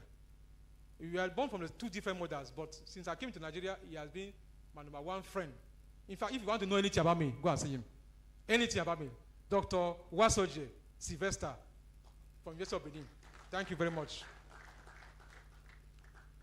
My brothers and sisters, they are in Cameroon watching this online. They couldn't be here because of exigencies. Professor Olagboso knows how much it is to travel from Africa to Africa. It's terrible. It's cheaper for you to travel from here to London than to travel from here to Cameroon. It's cheaper to travel from here to London than to travel from here to Cameroon by air. So it wasn't possible for them to come, but they're all online. I want to thank them all. I want to thank my wife. My children would have been here. I called the teacher, I called the headmaster. I said, Oga, the principal or the director of their school, he said they are going nowhere. They are writing exam. So if they go, they will have 0 today. So he refused. He didn't allow them to come. So I thank them. They're also watching online. If they are done with their exam, they should be home by now. If they're watching online, I want to thank them. I thank my wife as well. They talk about from Imo State. So Imo State is my second home. Imo State is my second home. I can see the GVC smiling. He's from Imo State too. So you're my in-law. The VC also my in-law. Professor Tamer is my in-law. In fact, I'm blessed. Thank you very much. I'm secured here. I want to thank the chairman of the Inaugural Committee, Professor Igbasoi, and his team, Professor Ike, and all those that put this thing together. I want to thank you for all you did, commitment to uphold this institution, and how to continue with this visionary thing we started. I want to also thank you, especially Professor Hanaka. Is he here? Professor Hanaka. He was around today. He's my father from Benin as well. In fact, I have many fathers from University of Benin. When I was a student there, I was going to almost all of them their homes. I could enter anybody's house in Benin. And I have a lot of fathers in Benin then.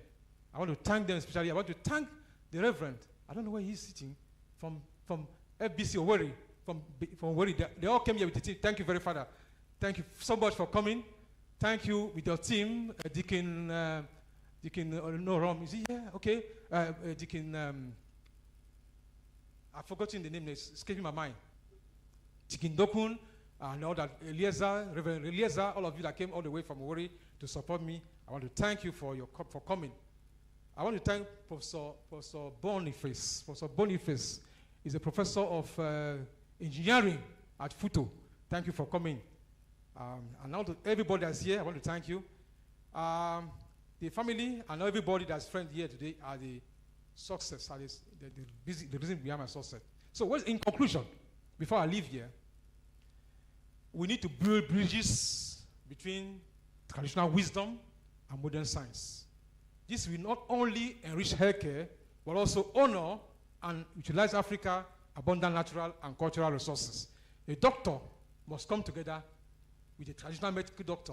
Two of them should come together at a table, and I believe that strongly with that we will achieve the healthcare for the whole Africa. Before you go, this is me.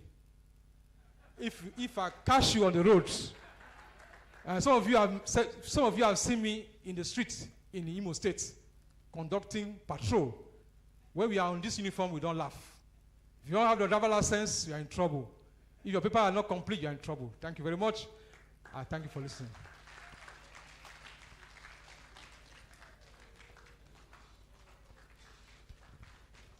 Standing ovation for the erudite Professor Philippe Emmanuel Procoso Mounmbegna.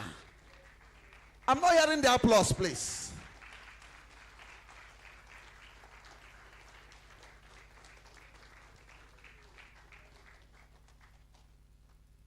You may resume your seats. Professor Philippe said we are going to know the meaning of P in his name, and we have found that is Puancoso.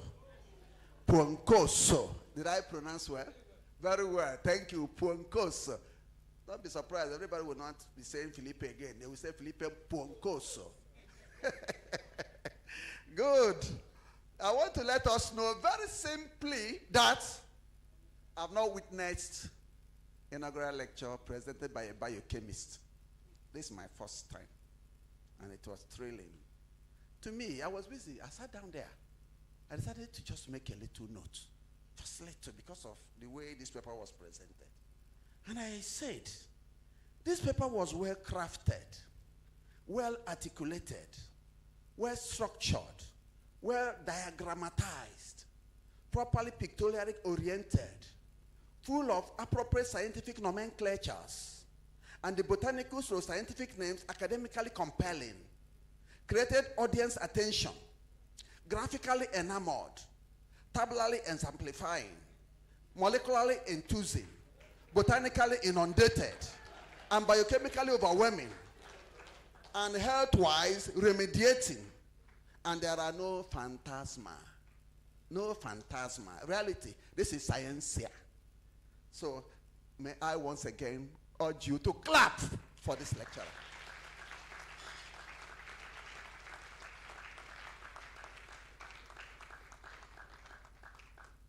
He annoyed me during convocation. With this presentation, I forgive him. Yes.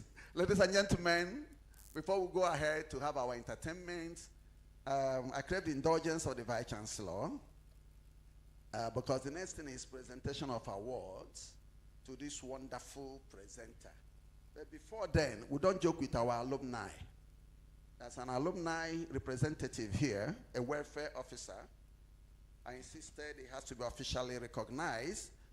And what thrilled me so much is that he's a graduate of Biochemistry Department, Madonna University, and was supervised by Professor Philippe Poncoso Mounmbegna.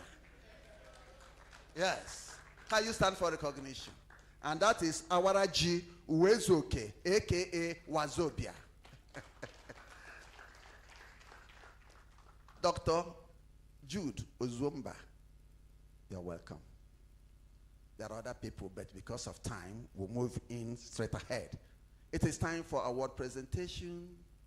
The Vice Chancellor will do that. And as a matter of fact, the Deputy Vice Chancellor will also help us out. But that function will be organized by my dear colleague from Madonna University, Nigeria, Okija campus, the acting dean, Faculty of Mass Communication, Dr. Charles Eze. Receive him with a warm applause, please. Dr. Eze. Thank you so much, Professor Ifeanyi, the University Orator. Please appreciate him, appreciate him, appreciate him. The VC, sir, please could you come up and make this presentation to our inaugural lecturer. We have today the inaugural lecture been presented by Professor Philippe, and we know it was a consummate presentation. And usually after such presentation, the person's rank changes from being a mere professor to distinguished professor. Amen. Thank you so much. So the VC, sir, with the help of our investigator, please present the plaque to the VC, who will present thus to our second inaugural lecturer.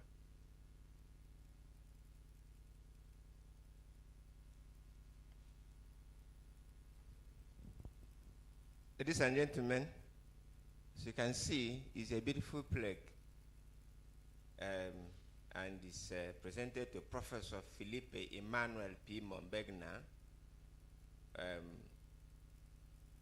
the second inaugural lecturer, Madonna University, LLA, Nigeria, held on 4th December 2024. Professor Mounmbegna.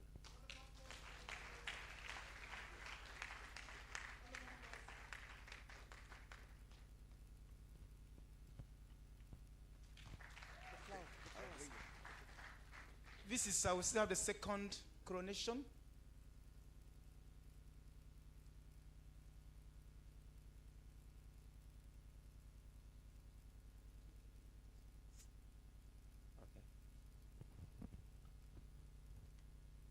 I humbly present this gallant to our second inaugural lecturer, Professor Philippe Mounmbegna.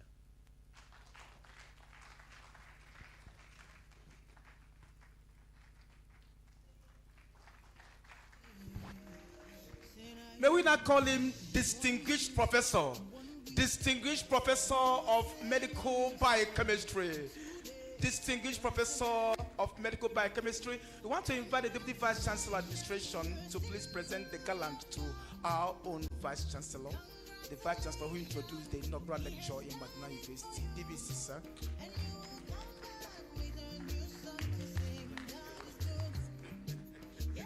I've done that already. Yeah.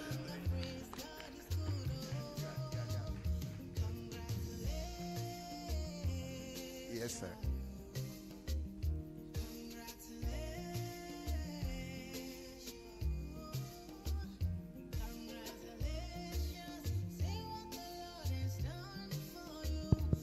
Okay, please, at this juncture, ushers, our people are famished. Please come in with entertainment while we prepare to propose the vote of thanks before we now depart. We've done enough work today.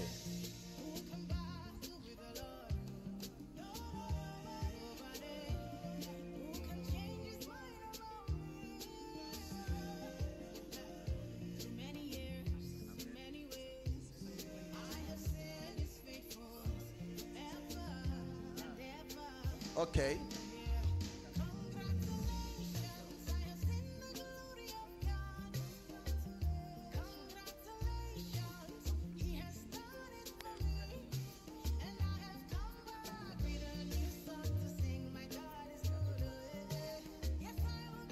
Please, the food materials can come in, please.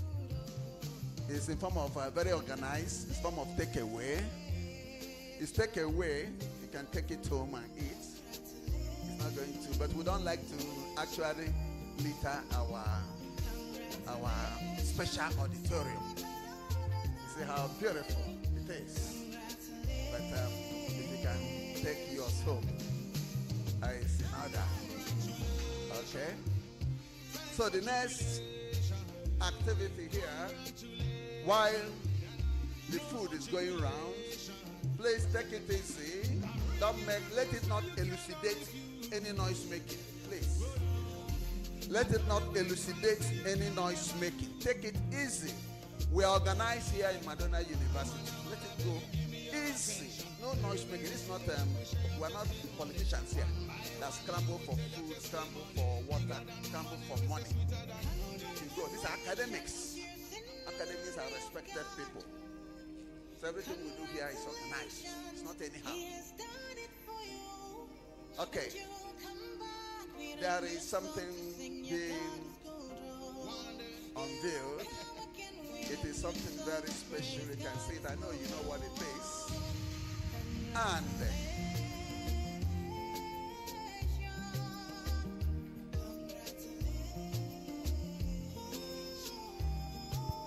so my colleague here, Dr. Rita Kenneth Okere, was able to put this up by herself and her family for the inaugural lecturer. Clap for her, please. Clap for her, please. It's not easy. You should see the size of this cake. Then you know it must be expensive. And done all the way from Owerri or Port Harcourt. Owerri. You know what it means. So I will hand over the microphone to her to handle this aspect of this cutting of the cake. She will handle it for us. Okay? Because people from Okija say they are leaving any moment from now. Want to have their entertainment. Reverend Sister Professor Purisima Ekwebalo, I hope we'll try it in time minutes. People can still live in time to Okija. All right. Thank you. I hand over the microphone to Dr. Rita Kenneth Okere to please quicken up and let us cut the cake. You know, when you want to call, you have to bring out the Vice Chancellor, Deputy Vice Chancellor, others they go around, and then other dignitaries that may be important. Yes, the citation reader. first inaugural lecturer will be there for us to cut this cake. Over to you. Thank you, the university orator. I simply to hide behind the already established protocol. When I was to call on Professor Philippe, I had wanted to say something, but I held back myself. You see, this is Madonna University, and there are ways we do our things. It won't be an overstatement if I tell you that Professor Philippe is a family friend. If not for congestion of work, my husband would be here, but he couldn't. At least I didn't know Professor Philippe just here. He knows me up to my home. He knows my family members. And when the time comes for this, my family deemed it wise to show him that we really love him and cherish him as a friend. They could not come, but Professor Philippe, my family presented this to you to grace the occasion. And the person who made the cake, Ella's signature. Please.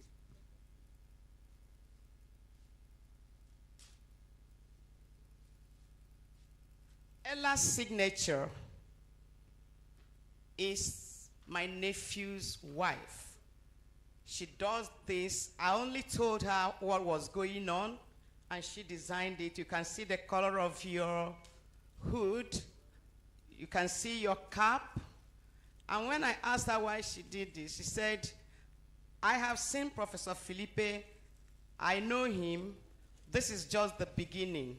That is why he placed this on top and say you are going higher and higher.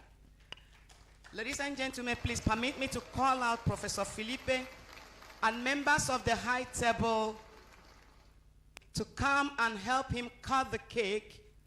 The lady who read the citation, and the mother of the day, Professor Monago, who stretched Professor Philippe when he was coming up. You also come and help do the cutting of the cake. The orator, you have to stay so that you observe. If there's any mistake, you let us know. He said this is the cake for Professor Philippe Mounmbegna. Sister Purissima, the first inaugural lecturer, you have to be here. I'm standing in for Ella's signature to show you how to do the something. Oh, acting Vice Chancellor, former Jesus. I think the next person on the line, Professor Natwanya, the registrar too, they are all supposed to be here. So you hold it. Please, the registrar of the university, he's part of the high table I called, Professor Natwanya. Professor Philippe, you put your hand. If your hand cannot reach, just stretch it. Solidarity. You can see Professor Philippe is a good Christian.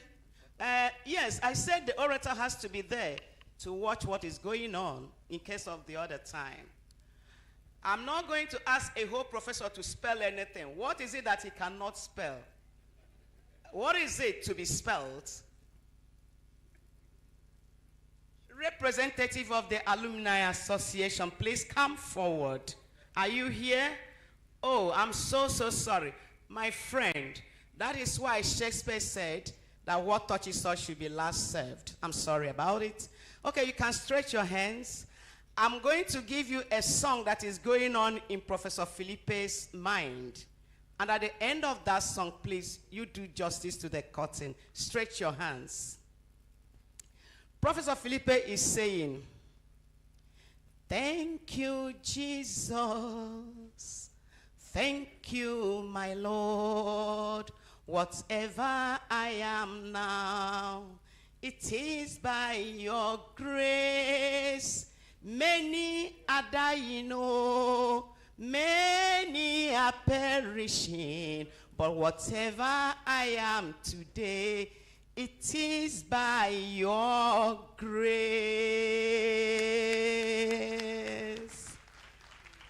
Thank you so very much. Thank you. Thank you so much, Dr. Rita Kenneth Okere. My apologies to the chairman, local organizing committee of this great inaugural lecture body or team. Seems we forgot you in the process. My apologies, sir. My apologies, sir. Maybe because I am supposed to call you in the next few minutes.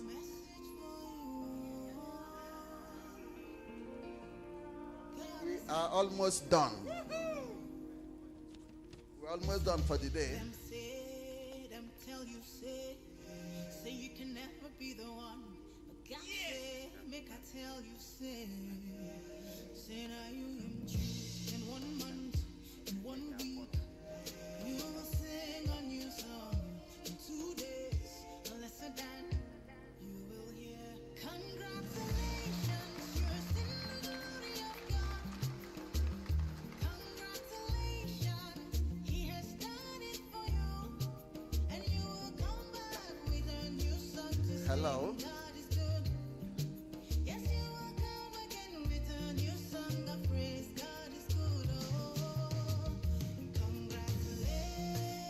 Thank you.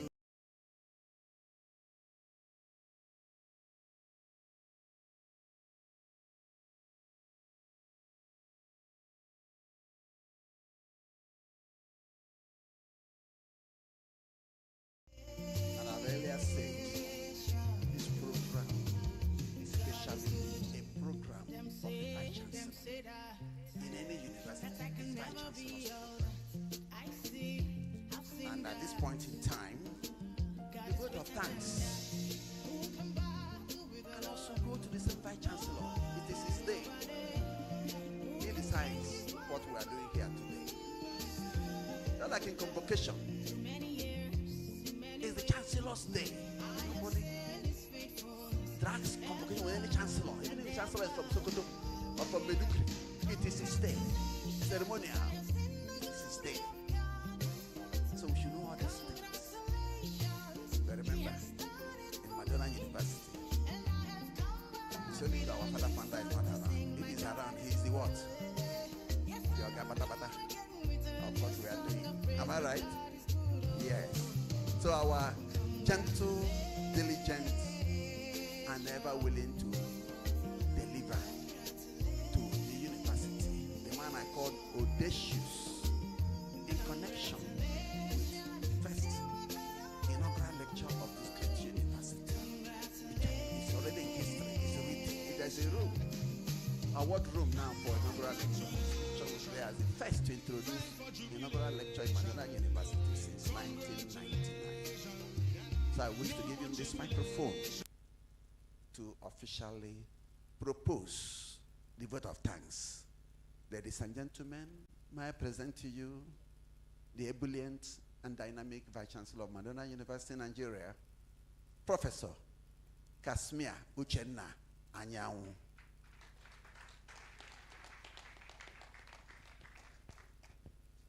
Thank you, the orator. May I call on the Deputy Vice Chancellor Administration, Professor Martins Osita Anaboso, to give the vote of thanks. Professor Anaboso.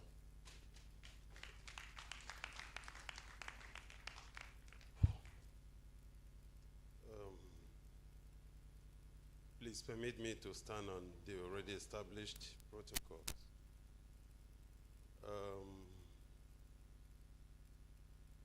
I don't know what to say. Just after the convocation, I left yesterday for a very important assignment. And I was still in Asaba when my phone rang, and it was the DAP, the inaugural lecturer, Professor Philippe. And he called my attention to the inaugural lecture. You know, it's not easy to coordinate convocation. So I've literally forgotten about it. I just quickly did what I was doing because I was supposed to come back day after tomorrow. I just called the founder. I said something came up that I forgot our second inaugural lecture is coming up on Wednesday, just tomorrow, so that I'm going to cut short this assignment, finish it, and go back. So the reason why I'm saying this is that if not just because of the inaugural lecture, but it's the person behind it and the sacrifices he has made for this great institution. I could remember that, I don't want to remember the Caritas experience, the first time we all had an assignment to go and deliver Caritas University accreditation in 2007. You think I've forgotten it? You, Fabella, Auntie Philo, and some strong crew then. And that was the directive of the father founder. Go, make sure that these people succeed and we come back. So I won't forget that experience, but permit me to say that for almost 11 to 12 years that I may remember, that Professor Philippe was the DAP. The university never failed any accreditation.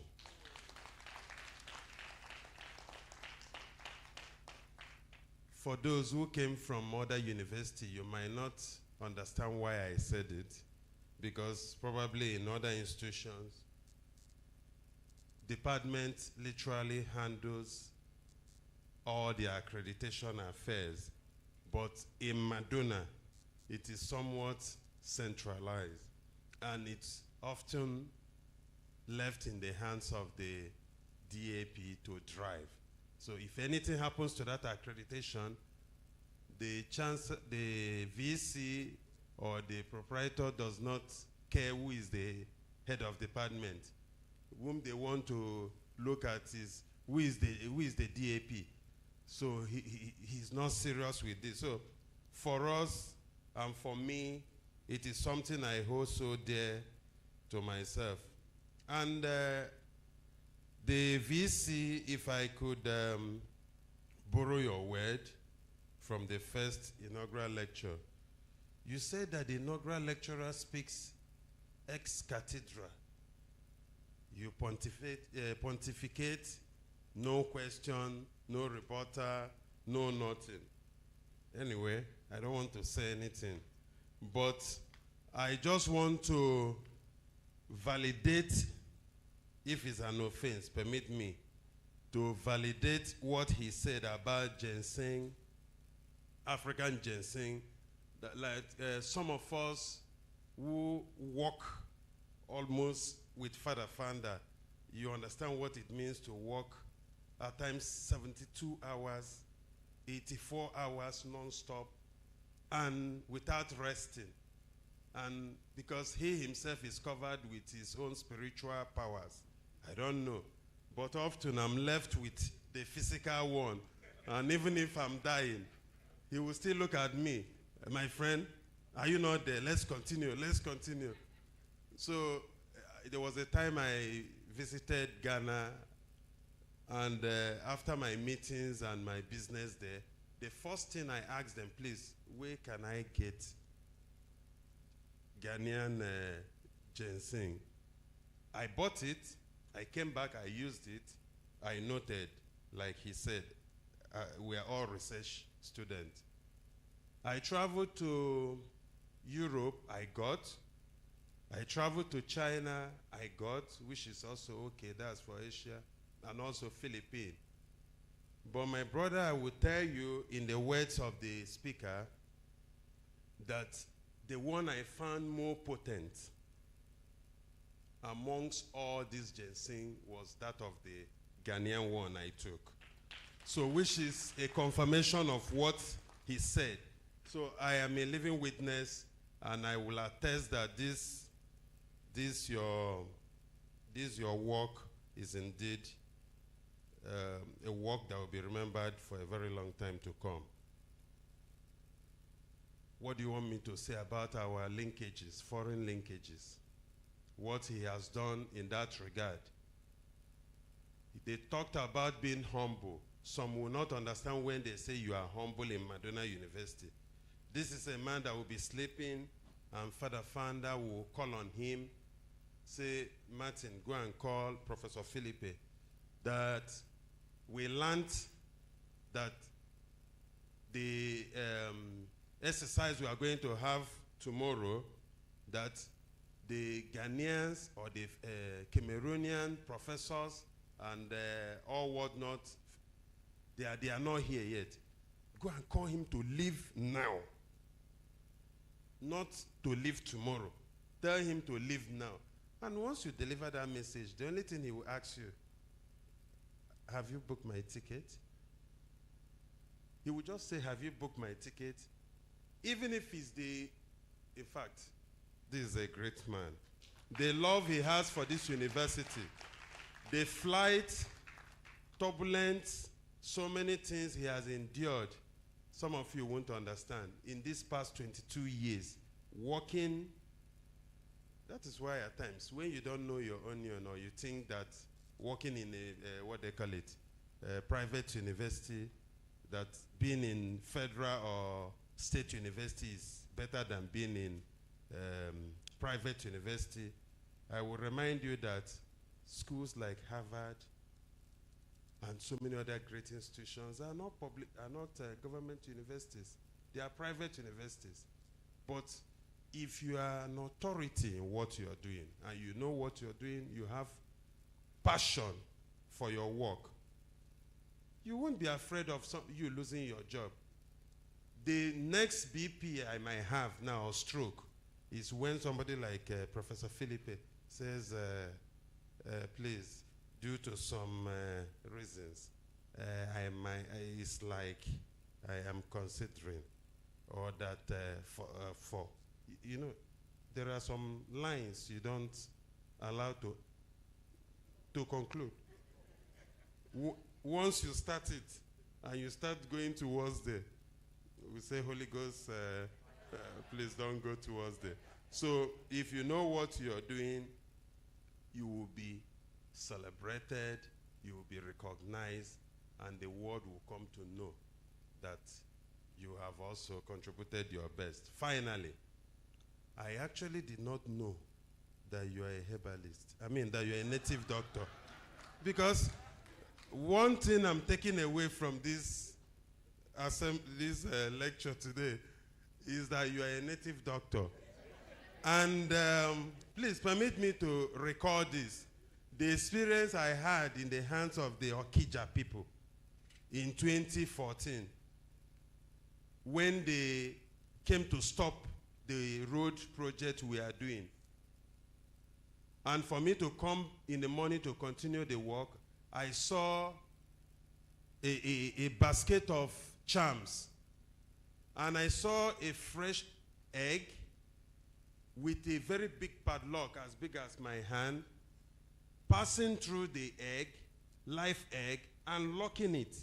So if you lift the egg, the very big padlock, and they wrote there, Martin. They wrote my name on the egg, and in another charm, we give you 3 days, you will die. For those of them that were at Okija then, when I was constructing the road, the asphalt road, P2B gave to us. And shortly after they said it, a native doctor appeared and was doing what he was doing, incantation, and told me that if I refuse to oblige them what they want from us, that they are giving me only 3 days to die. And I was busy calling the Father Fanda. I didn't even know that my friend, who is at LL campus, is a native doctor like them, and I can come and face them. But I am so happy that the VC gave me the opportunity to make it known to everyone that the next time native doctors anyway will come my way or try my way, the distinguished Professor Philippe Mounmbegna, native doctor, will come to my help. Thank you and God bless.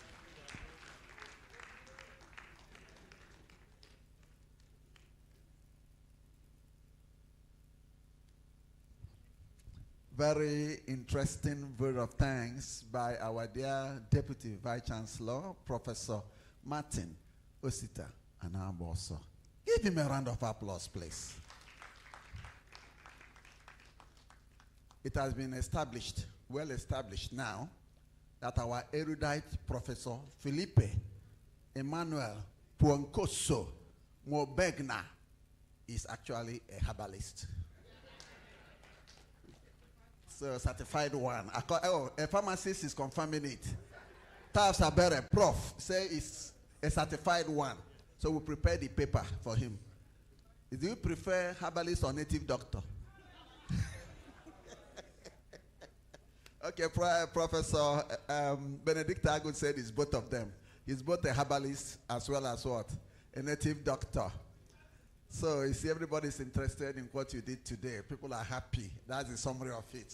People are happy, very, very happy. On this note, I crave the indulgence of the Vice Chancellor of this great citadel of learning, that the day is far spent.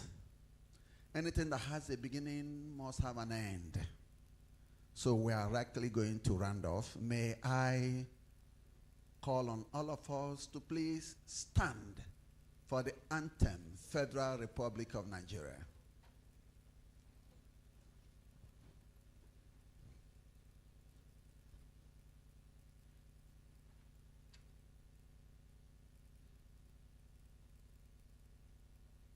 DJ.